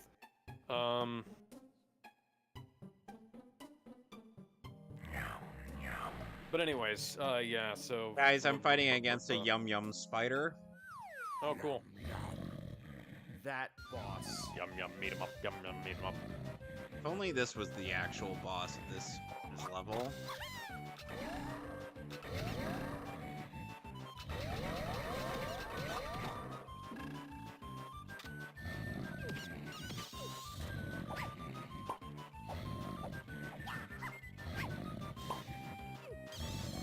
So, I'm not sure if I already explained the gimmick of Fungi Forest. So, the gimmick... Oh, yeah. Sorry, hang on. Before I forget again, hey, I just wanted to mention that in my story, which I call it's Two Men in the Sky / Brewing Storms: A Crisis on Two Earths. If you want to go check it out, there's been a new update recently. I finally managed to get around the spite from the terribleness of these 3 episodes has inspired me to keep going. That aside, yeah, I came up with the idea of having Ryan as Homelander's sidekick, and I called him the Shining Eagle. Which I think would be I think Shining Eagle is a better name than Homeboy. I just want to point that out. Put that out there. Or do you guys think that? Yes. Okay, thank you. You're not just saying that, right? No, I'm not just saying that. Yeah, no. Well, legitimately, Homeboy is a stupid fucking name. That's what you call a buddy of yours. Yes.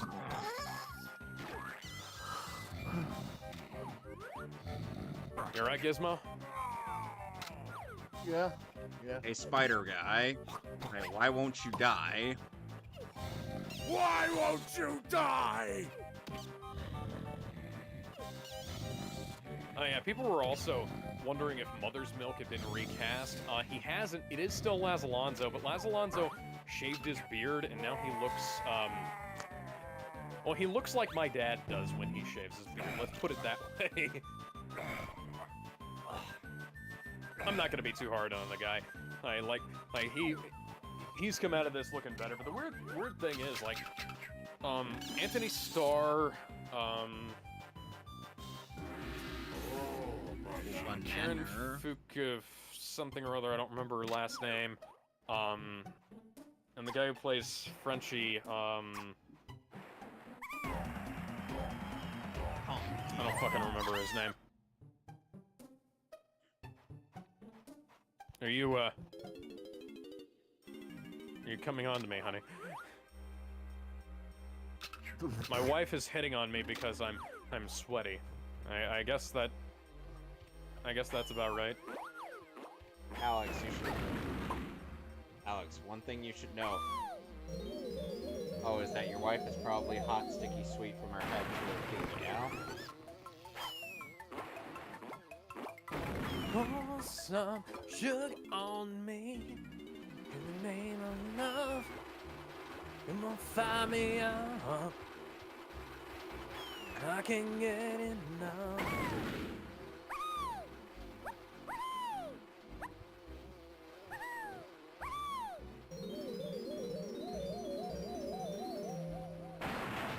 Okay, so to explain the gimmick of the Fungi Forest, essentially, we have a day and night cycle that we have to influence by pressing a switch in the central area of cool. the level.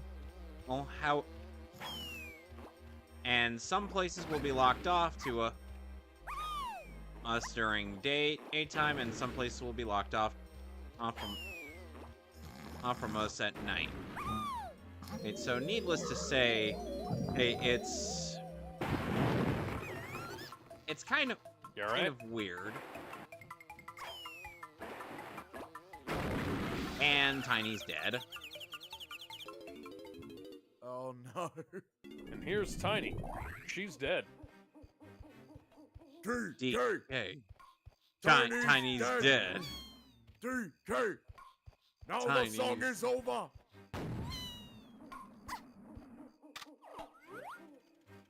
I swear that Brundle Flops song.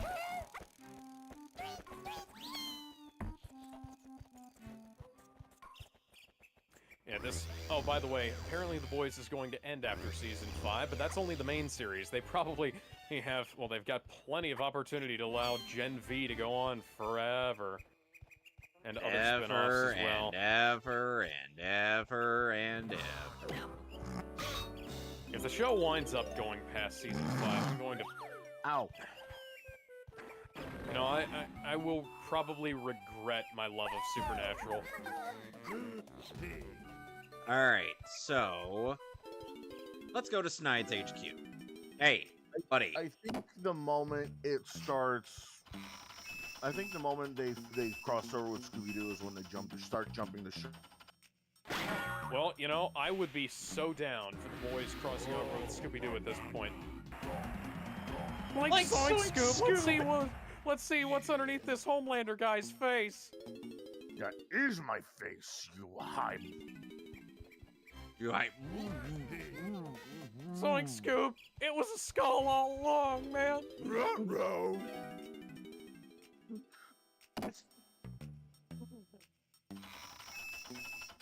Homelander Food. just looks on without his face. He's like, what the hell just happened? Where's my face?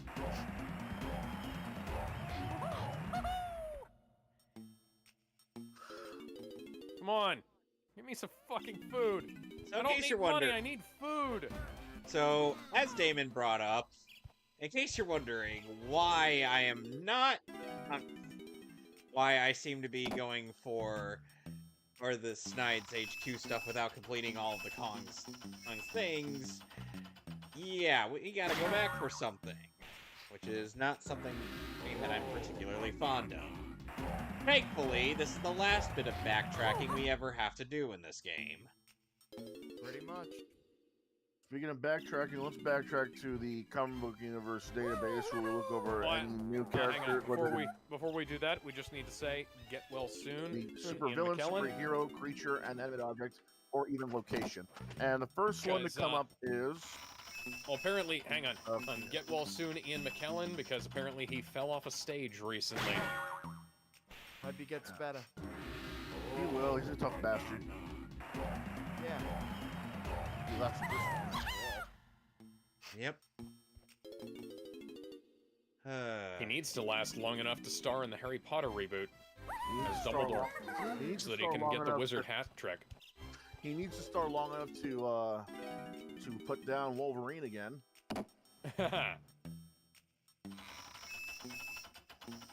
I'm not going anywhere with her. Yes, you are. Zoom. You wear a buff suit the entire time in the first movie. I'll be right back.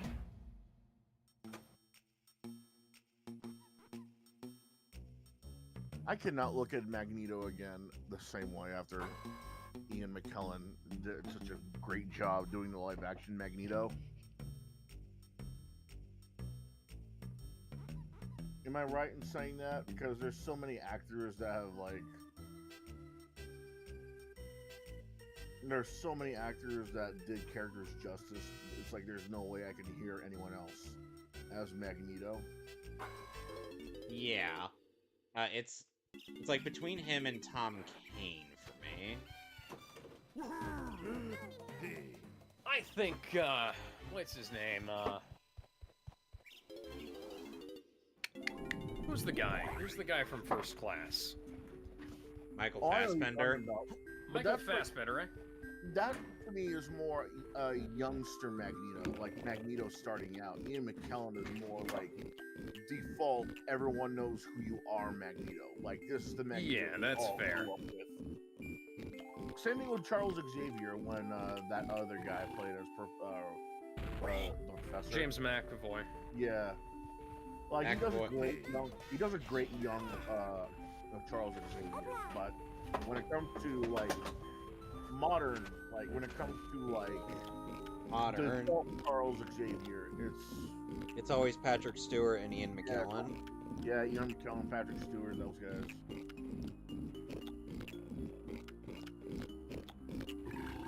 Update: Ian McKellen will make a full and speedy recovery following his fall during a theater performance today. The theater, or his publicist, confirmed to IGN in a statement. Oh, thank Glad to God. hear. Glad to hear. Like that. Out of all the ways we could lose an actor, a fall is not something. Ah! A fall is not something they should be going out from. Speaking of characters, I'm going to be looking in the Comic Book Universe database of the Comic Book Universe Battles.com, in which I look at who's been recently added, from the superhero to the supervillain to the inanimate object and even location. And the first one up is Nellie Jackson from Renegade Nell. Huh. Deathbolt from DC Comics. It's been a long time since I've heard of Renegade Nell. Fade Rotha Harkonnen from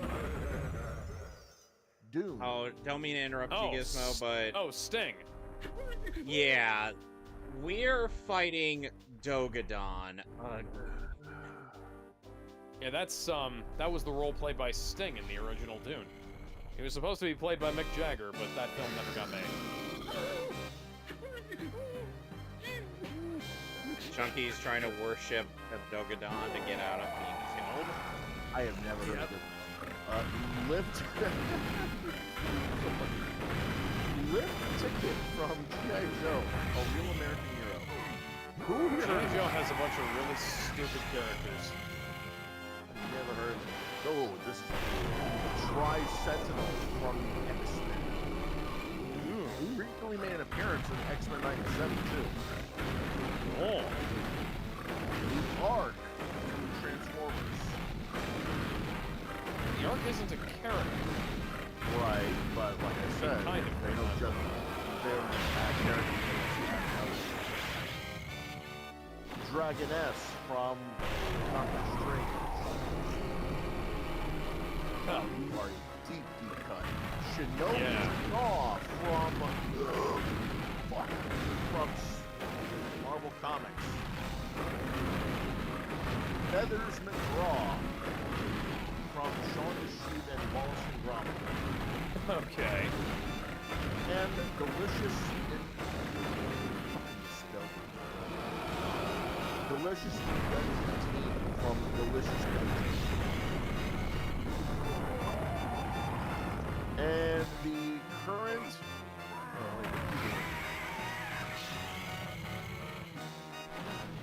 Same thing we do every day, I think. and the current matchups that are happening. And now the only are- difference between this variant of Dogadon and the other one is Dogadon's gonna take us down with them.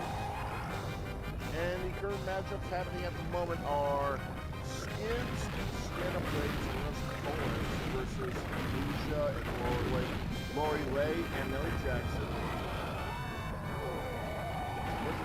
Versus Deathbolt. Chamber versus Havoc. Shimo versus Mega Kaiju. Khan versus Top Po. Tep and Amanet and Molten Raw, the Ever Living. And Strahd Von Zarovich. And Celine from Underworld. Oh, Strahd Von Zarovich versus Celine from Underworld. That sounds amazing. Oh, Tachi versus Villa. Come on! Yeah, you know, Not at that. Not at that. I'm saying come on because Chunky fucking missed. Red Hood and Deadshot and Deathstroke versus Winter Soldier and Tarantino and Crossbones. Snowbird versus Warpath. Sinister versus Anton Severus. The Piranhas versus Captain Nemo. The Piranhas from Piranha? Well, OBS briefly disconnected. That's unfortunate. Oh, wow, this guy did a really good job on this match. He actually got some art done just for this match. Well, I'm dead. Like, dead ass. This guy made some, I don't know if this is actual art somewhere else or if he made it, but there's Let's surrounding try Captain again. Nemo while he's standing on his submarine. Can anyone hear me? Yes. Yeah, we can hear you. Yeah, I just had that.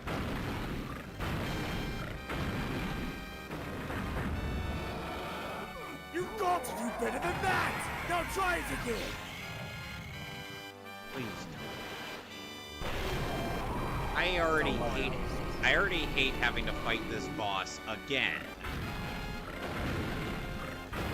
So, by the way, keep in mind, Gizmo. Oh, this fight, like I said, I'm fighting Dogadon. Donkey Kong 64. Did I mention I never played the Rough before? No, I don't believe you have. I have, actually. I remember that conversation I had with you live. You were like, really? Okay, then. Yes, because considering you play a lot of old and somewhat obscure games, you would think that this would be on your radar. And because I play a lot of obscure old stuff, to the side.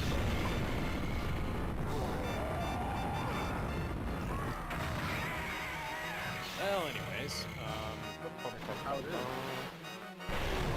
Oh, there's a poll. What do you think of Joanna Dark's new look in Perfect Dark? I think she looks like me. Is the correct answer. Like, legitimately. She looks like me with shorter hair. Yeah. She's supposed to be based off of the model Alyssa Bod or Now. Yeah, no, I've seen that picture. That's not how that works. Yeah, So, I don't see similarities at all. And like, they gave her my fucking jawline. This question had a poll. The answers were yes, or I don't really have any either way. The results are 34% yes, they like the look, 48% said no, and 18% said they don't really care. So I think it goes to show. I mean, Perfect Dark isn't exactly that big of an IP in the first place. It was a revolutionary FPS back at the time, but it lives on as a cult classic. It's not one of those big IPs that people keep remembering. They do keep remembering that. Why do you think Well, I mean, why do you think you keep on stores, compilation, asking about it? Why do you think you keep on more going and everything? no, I know that. I'm saying, like, for the most part, it's like, it's one of those things that you tell, like, a Boom mainstream audience, shakalaka! like, hey, Perfect Dark innovated all this stuff. And it's like, what's Perfect Dark? I thought How Halo old came are up they, with that. though? This is a quote of a conversation I had with somebody who's like 2 years older than I am. Everything exactly what they're saying. Quite a few actually. No, but here's the thing. You say that Street Fighter is like the most revolutionary fighting game out there. At least someone out there has at least heard of it. Never mind true. play it. At least someone's heard of it. Same thing. And it doesn't matter if they heard of the first Street Fighter. As long as they've heard of Street Fighter 2 and beyond, those are the more important games. Right? They have at least heard of the Street Fighter series. Now, if you were to say, hey man, have you heard of Evil Zone? There's an excuse there. That game never really had as much traction to say. I was gonna say, dude, Mortal Kombat, dude, you're like Fighter, Virtual Fighter, that digging kind of... deep for that one. I barely remember Evil Zone. No, but that's the thing. Nobody remembers Evil Zone, no matter how good it is, because it's just never had the same exact attention as all the other ones, 3D or 2D. Now, Joanna Dark's Perfect Dark, that had a lot of attention, and it still does, because it got released on Xbox Live Arcade twice. It had a remake. It was in a Rare compilation, and there's people who are trying to make PC ports of the original console games right now. Just like how GoldenEye did, just like how someone's trying to do the same thing with GoldenEye. So, if someone is such a big fan of first-person shooter games and they haven't heard of Joanna Dark, what have they really been playing? Just Call of Duty? That and Halo. Yeah, there you go. Then that's the problem. All he's been playing with Halo and Call of Duty. There wouldn't be a fucking... Here's the thing, there wouldn't be a marathon without a GoldenEye. There wouldn't be a Halo without a marathon, and there wouldn't be a Halo without a Perfect Dark either. Right, but that's also the other crime. How many people know about Marathon?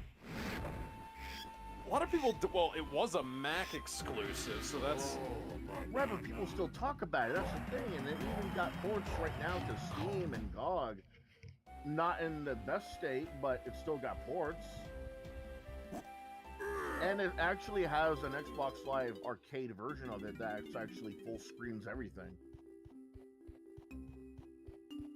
So there's no excuse for anyone not to know about Marathon. Maybe not everybody, but there is no excuse for half of the people not to know what Marathon is. If people are such big first-person shooter fans. If you're a big fighting game fan, there's no excuse for you not to know what Street Fighter is. If you're a big kart racer fan, there's no excuse for you not to know what Mario Kart is, or Crash Team Racing for that matter. If you're a big first-person shooter fan, there's no excuse that you haven't heard of Perfect Dark in any way. Never played it? Okay, whatever. Not everybody can own everything, and not everybody uses emulators. And not everybody had an N64 as a kid.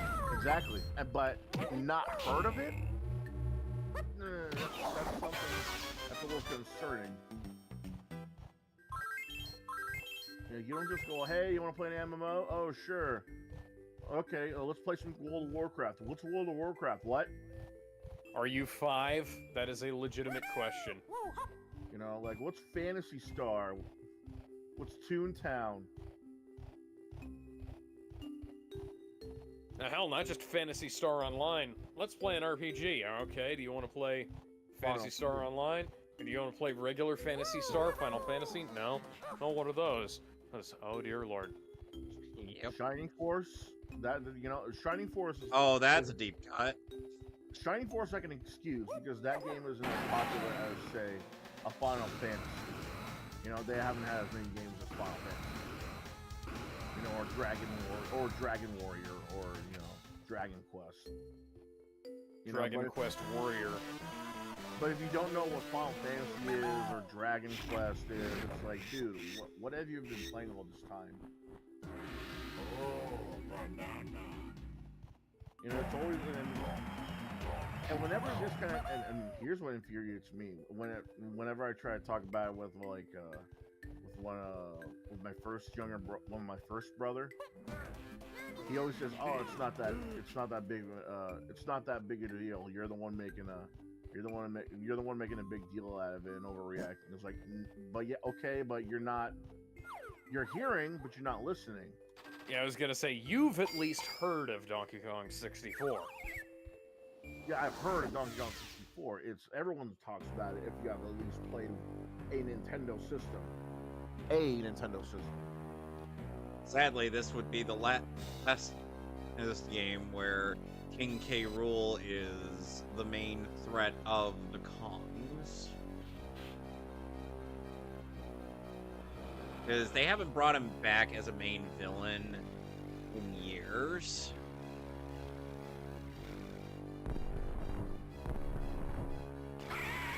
So Gizmo, sadly, the game footage that you are probably seeing on my end, I'm not. and I have virtual camera turned on. Right, but I'm still not looking at it. I'm playing the game right now. While What you playing in that case? Fuck. What? You're playing Fa. I got a free on Game Pass. Well, no, I didn't hear what you said. Yeah, Sniper Elite 5. Oh, Sniper Okay, Elite then. 5, okay.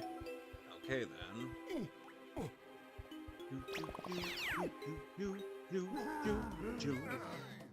Welcome to Crystal Caves with Open Bar. Open bar.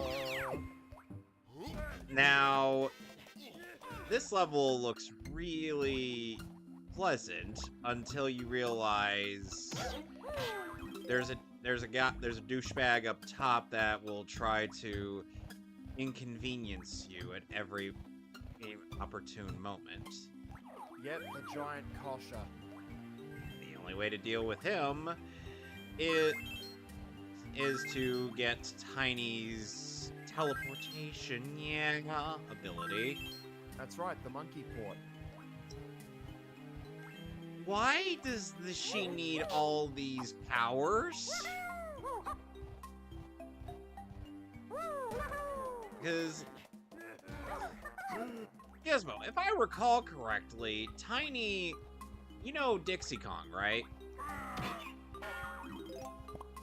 Right? We're all aware of Diddy's girlfriend, who is a really good Kong. Kinga Konga. You do realize they could be related, right?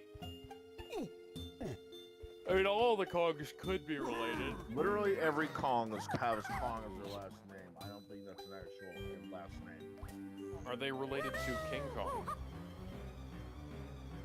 I Yep, think it's sort here of we like, go. I think it's sort of like how, like that one race in Mass Effect name themselves. Their last name is basically the name of their ship where they're from. Oh, right. Not their Okay. family name. Okay, that's fair. So maybe the place where they live is called Kong Island or something like that. So that's DK what- Isles is the name of their home. There you go then. And now we've gotten to Cranky's lab.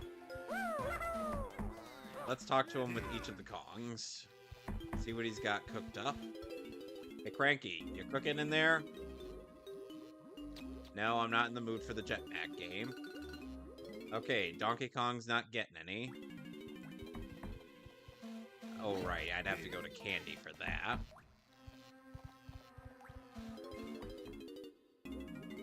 Let's see. Diddy's not getting any. Well, then he'd have to go to Dixie for that. Are there any more comic book universe database things? That's literally all there is. Well, actually, the guy that's the head of the website right now is brought. In words, he brought a new ferret to the world and is now a daddy. Oh yeah. By the way, yeah, Happy Father's Day. Also, Henry Cavill is expecting Nice. a child with his wife apparently. Yeah, Oh, so that's nice. cool. Or possibly the child was born yesterday. I don't remember. But yeah. And he's already talking about building Warhammer figurines with his kids. Nice. Oh, now Lanky Kong has the ability to move really fast. with a with handstand sprint. All right, Tiny, let's go to Cranky. Cranky, you better give me something good, otherwise I'm gonna smack you.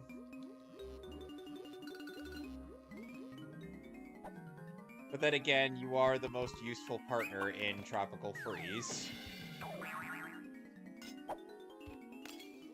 That is actually true facts. Yep, Dixie's the best character in Tropical Freeze, hands down.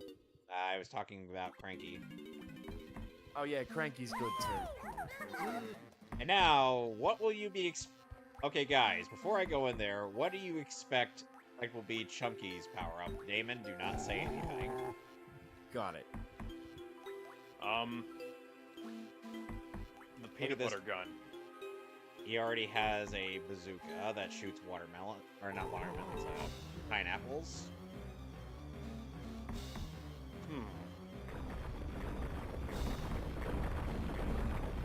Gizmo, any guesses as to what this large gorilla will be getting as his last unique power-up from Cranky?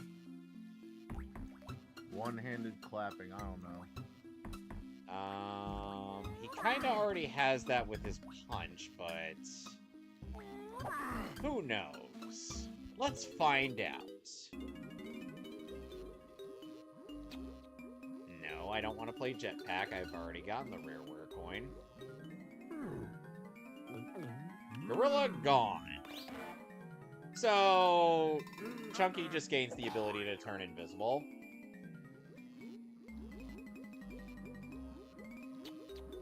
I wish I was kidding. A large invisible monkey. Yep. His clothes don't turn invisible, though. That's racist. What's the point? You got me there. What, did you expect me to have a retort? No. I feel like you would expect me to have a retort on standby. My coworkers often expect me to have a retort to just about everything. Because yes, I'm that much of a smartass. Okay. Which, to be fair, they deserved it. Okay. Anyway. So now we gotta go find Funky and the candy. Not candy with an I, by the way.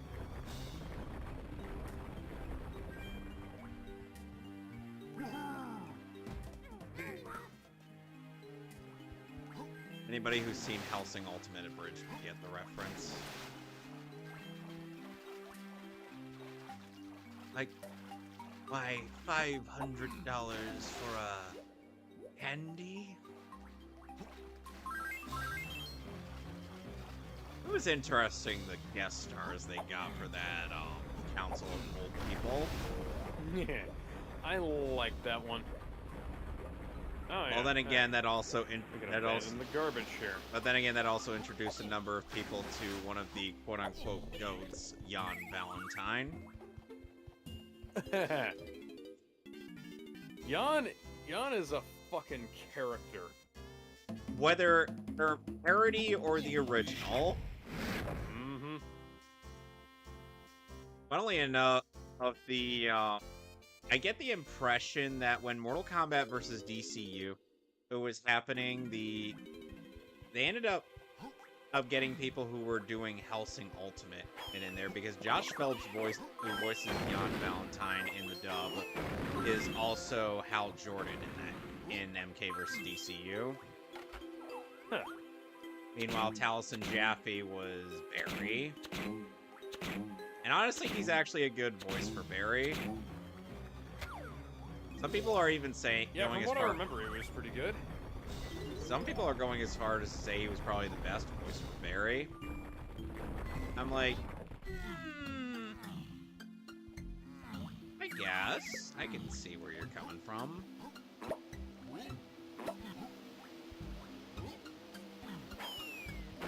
Like, he actually gives Barry a bit of a distinct flavor compared to Wally.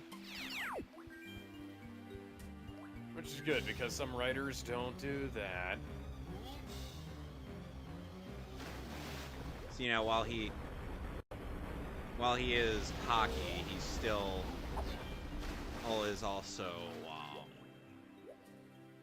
also like, okay, let's be serious, guys. Come on. And he's also quite noble.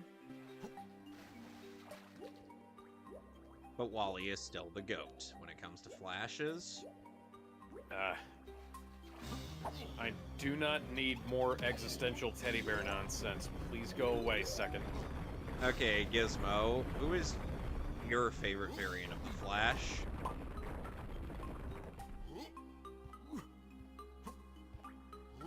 Because we also have Jay Garrick to consider. Jay Garrick is alright, but he's only good when he's not as active as the other ones. For obvious reasons. Yeah, he's old.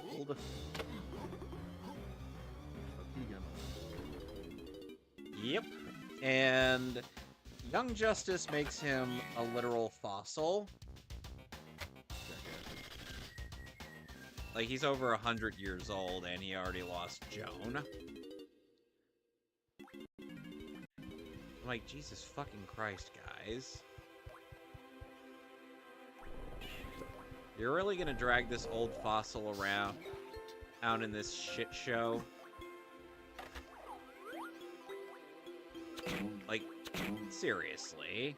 Me every time Superman is on screen in that show.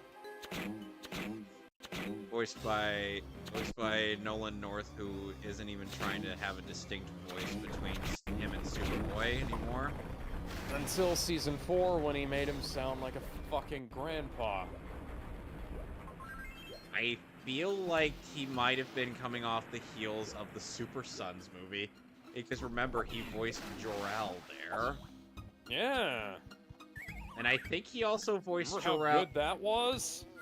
Yeah! I want them to do another one. Where's the sequel, motherfucker?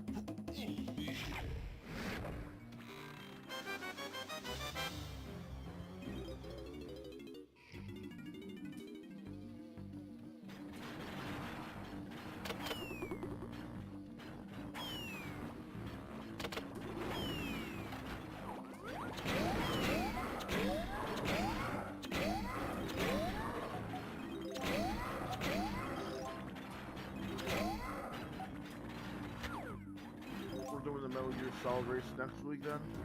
It's next week. I believe so.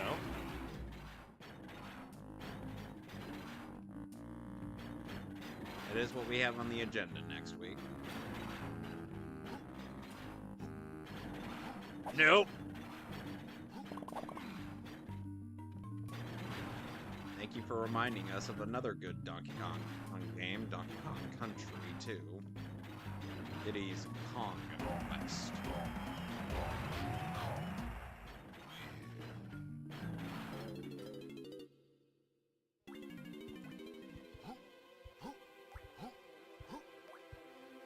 So Gizmo, which Donkey Kong games have you played? I know, it doesn't sound... I know, is this a trick question? The original arcade, Junior. Oh yeah, I played Donkey Kong Jr. too. Donkey Kong Country 1, 2, and 3, Donkey Kong Land on the Game Boy. Well, at least you played the country games. Diddy Kong Racing. Oh yeah, that was good. I did play... I also had that on... I also played that on DS once upon a time. It was weird.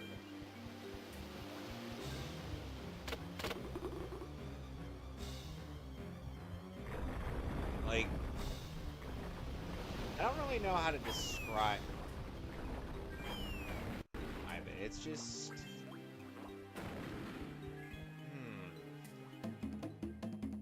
Like... We already know that the formula for a good racing game is in there because, you know, we have the original game.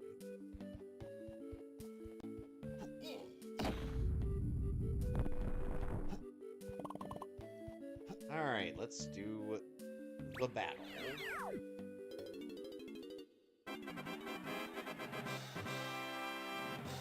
I always find the opportunity to do these little quests here quite invaluable because you get more experience points total. Let's see if there's anything else in here. Let's steal some biscuits. Let's try that again. What's more with feeling? Yep.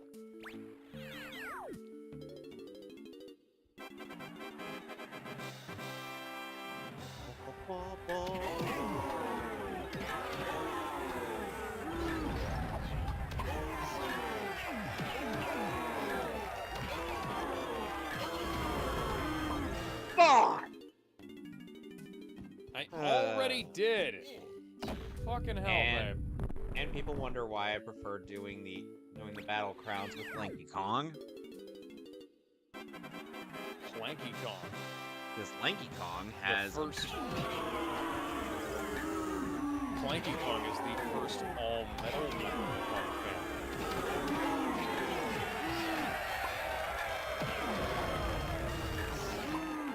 Come on.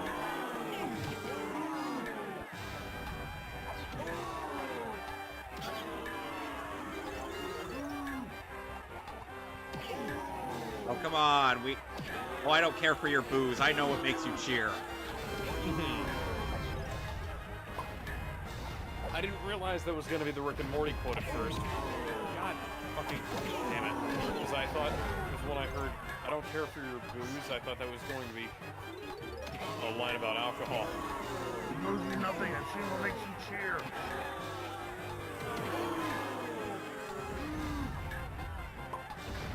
Okay, so now let's try and avoid everything. Kevin is clearly not avoiding everything. No!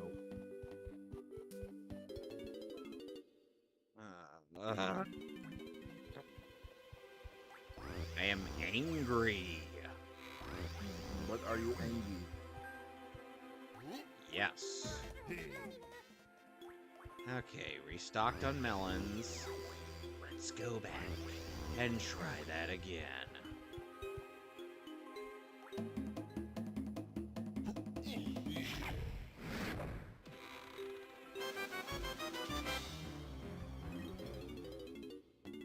So, out of all the Donkey Kong Country games, Gizmo, which one's your favorite? 2. Some people all actually prefer either the original or 3. Yeah, a lot of people prefer Donkey Kong Country 3 and Donkey Kong Country over DKC 2.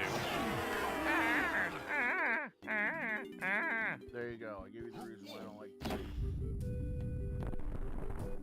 Is it because of Kitty? Fuck him.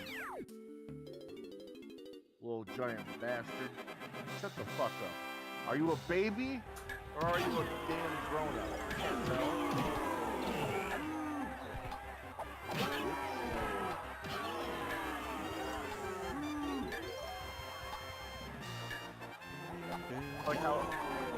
It's like how it was when I first watched Kipper as a kid. Are you a fucking adult or are you a kid? I can't tell. You sound like Oh yeah, Kipper the dog.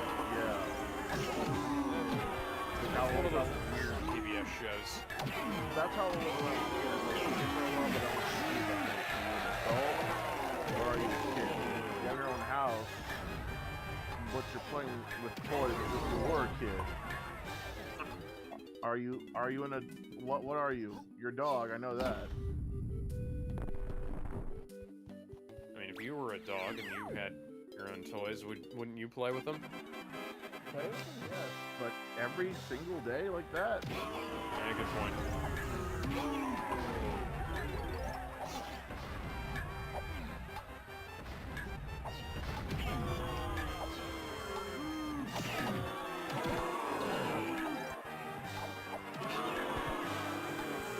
That's why I don't really like fighting the crushes with Donkey Kong.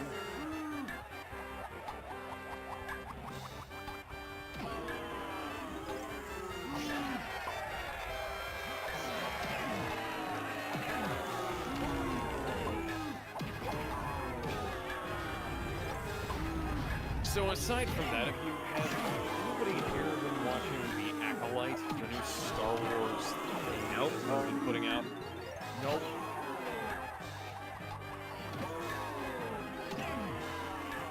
Yeah, no. Yeah, they lost me at practically. Isn't that a prequel? No, I well, that's no. the same thing. No, it's not the same thing.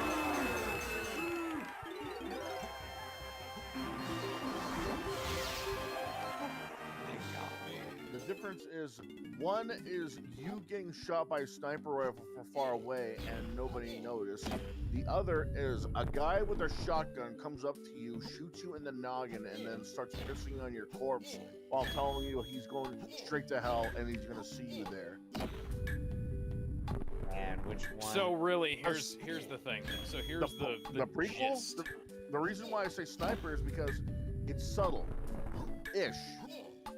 They're trying to be subtle, at least.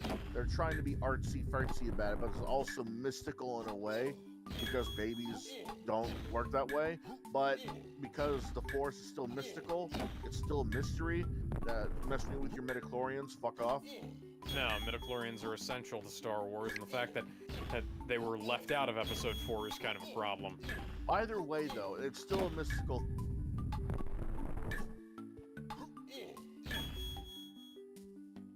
Mystical what? Sort of like air is air. Nothing can create the air. You know, yada yada yada. But like, lights. It's like.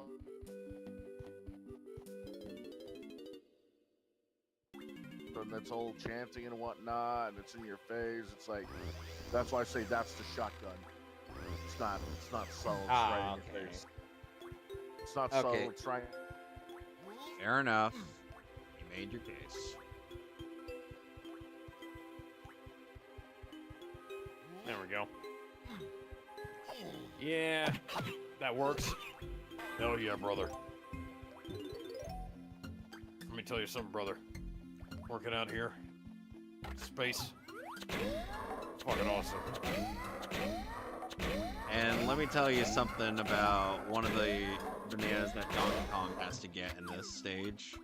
Let me tell you something about these bananas, brother. It can go fuck right off. Cause Tell me there's a trading post on here. Are you collecting the colored bananas? Because that's hell too. yeah, I'm collecting them. I'm at least getting up to the banana fuck's medals. sake. Tell me I gotta put all this stuff back.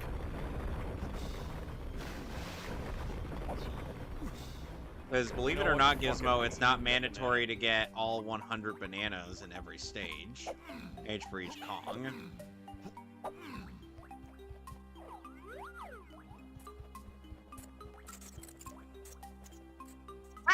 Still be 2 trips, but I won't have to put as much shit back.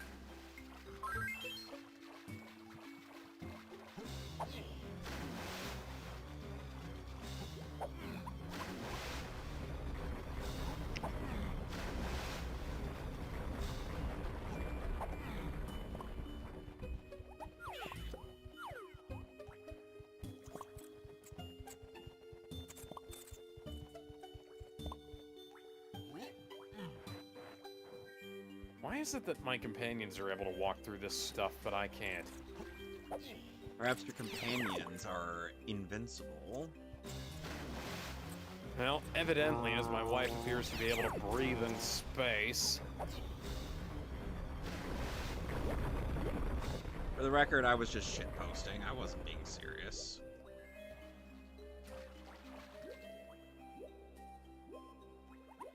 I mean, after all, Tails is invincible in Sonic. No! No! Fucking hell. All about to stop. There was once a Sonic Adventure parody where Sonic apparently thought that Clingy was Tails just because of how clingy she was to him. I wish I was kidding. Okay. Engage.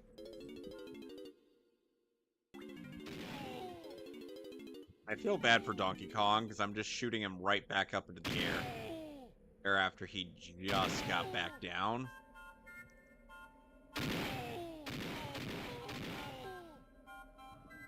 Let me put it to you this way, Donkey Kong. If you got it right the first time, we wouldn't be having this conversation.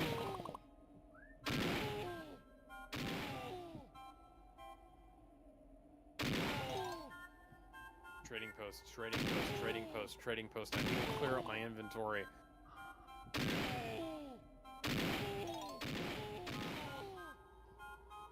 It's the freight office.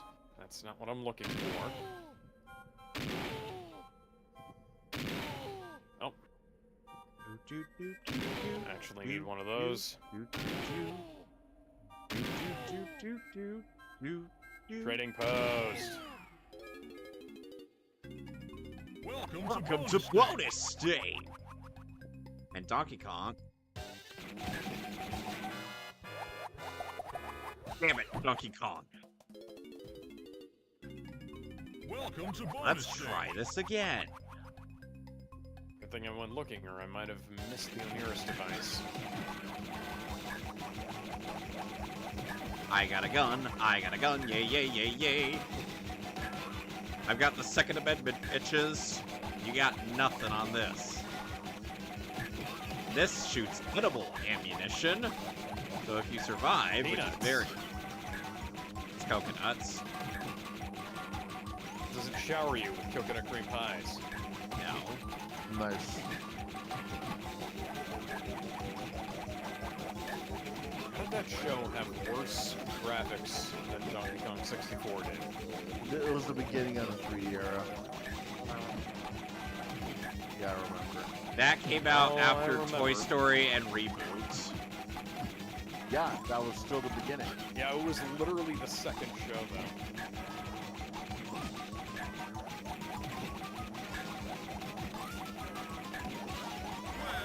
And I swear when... So... You know how in the 2010s there was this strange stigma where if a Sonic game, because of Sonic 06, had any semblance of flaws in it whatsoever, it was considered terrible. But most of those flaws are very minor. Or part of that stigma was kind of caused by more by Aaron Hansen than it was pro Jared. But then when his review of Sonic Adventure 2 was brought up in a post I saw, he was like, I'd do it again too, and I'm like, you're not helping your case here, buddy. And he points to Sonic Chronicles, the Dark Brotherhood of all things, to which I'm like, I don't know a single person that's going to dispute you on that one.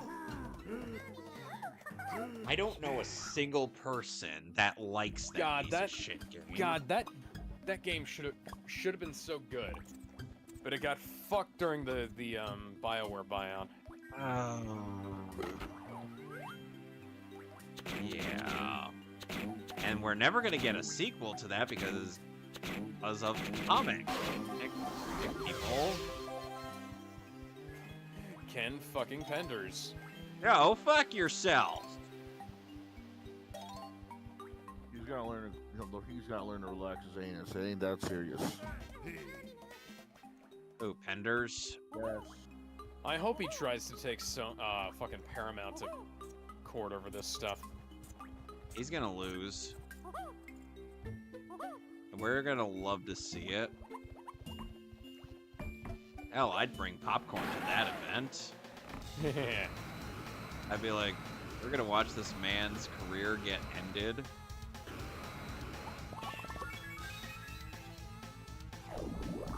Oh, Nintendo Direct's gonna be tomorrow. Yep. Oh, cool. But Yep. Nintendo already has said that there's not gonna be a Switch successor anytime soon. We're not... It's successful enough. It doesn't need a successor yet. It's been 6 years. It kind of needs one.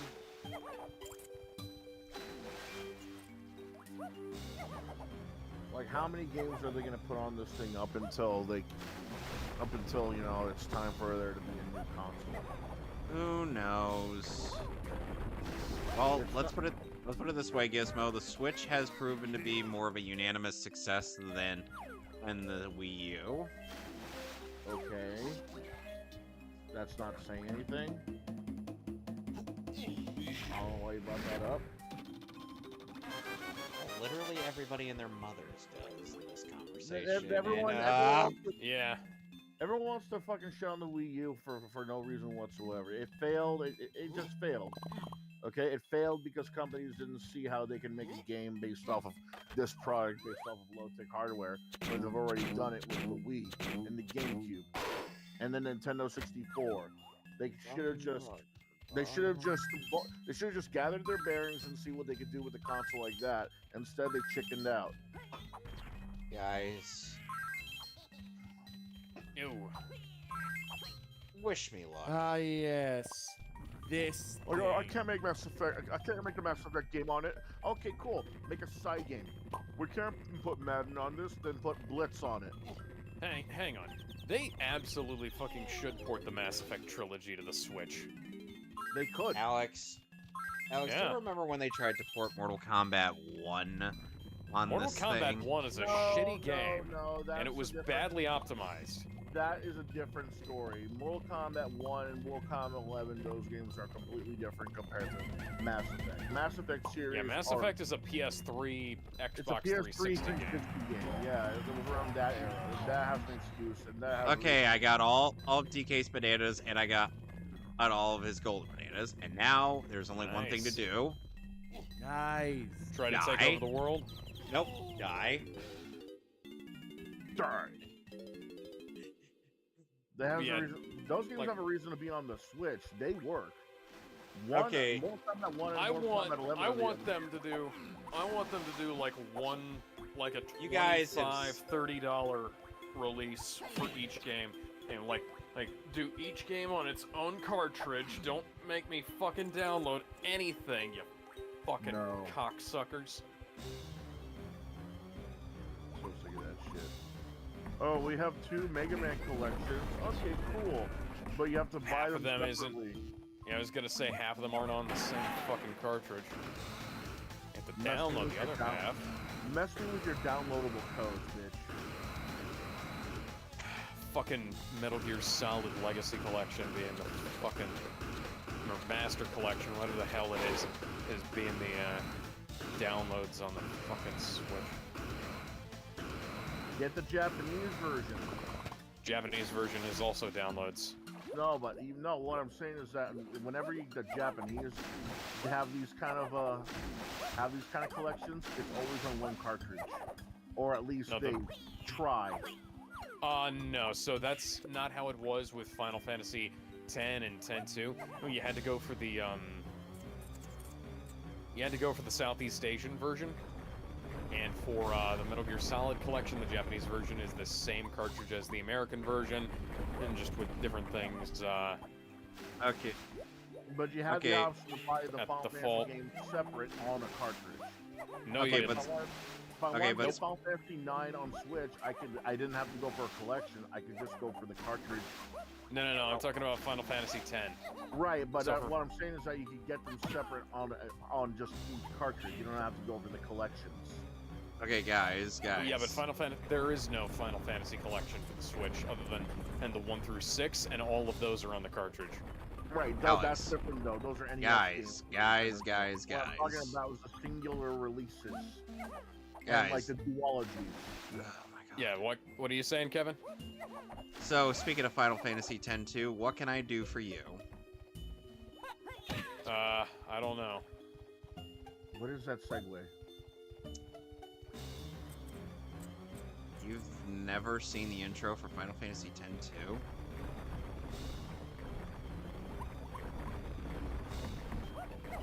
Oh boy. I know the reference. Literally the opening lyrics to that song are "What can I do for you?" in both English and in Japanese.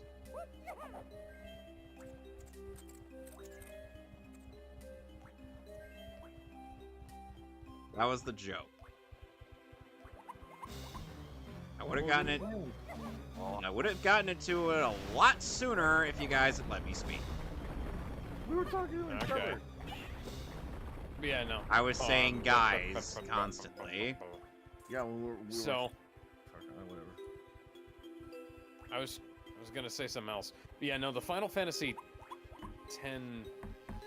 Hell with it.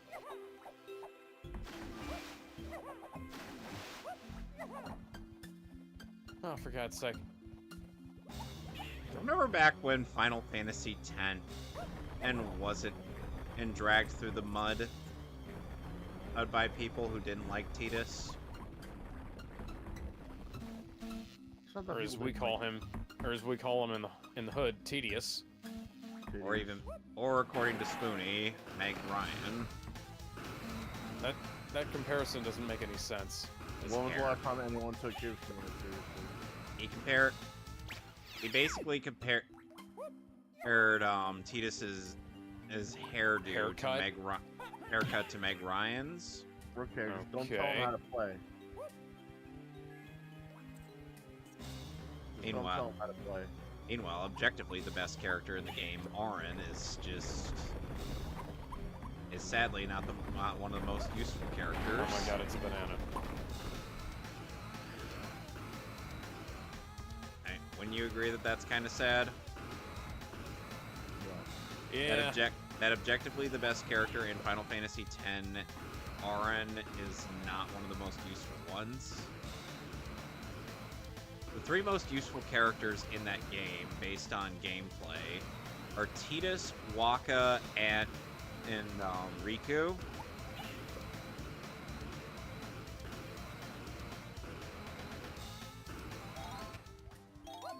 I sometimes wish I could be joking about this, but Oh, I've seen strats with all three of them, and that are just really good. okay. So I'm just gonna go ahead and eat this, and then I'm gonna go back down to the planet's surface and roam around with this fucking thing looking for the optimal spot to place it.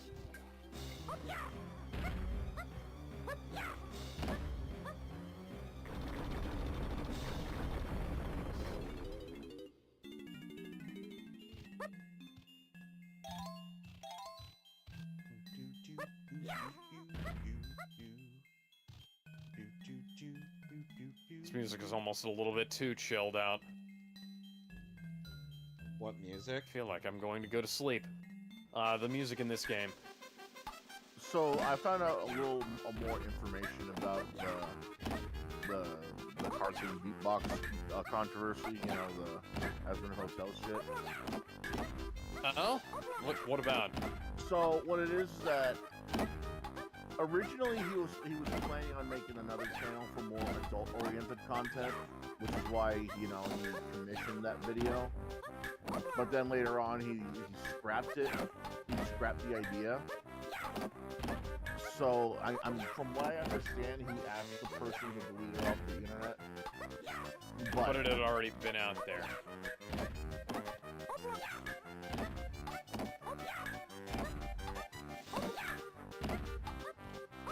Yeah, there's one other thing. I can't remember on it. Oh yeah, I remember now. You still spent $50K. God, that is a lot of fucking money, especially to spend on something that you're not gonna fucking show, you know?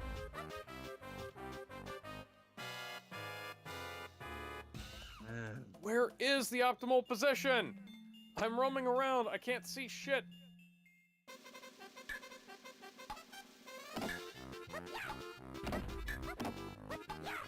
Go grab a fucking banana. You say that as I'm playing Danky Kang. Yes, the irony is not lost on me. Thank you, game. I'm aware that shit is fucky, yo.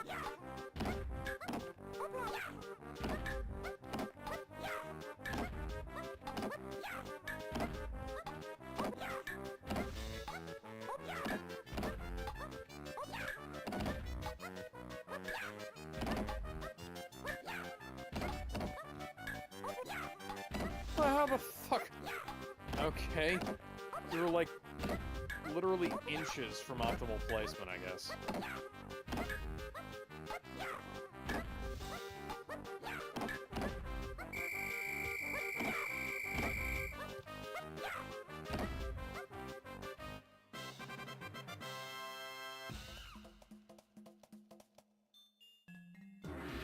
Take out the banana.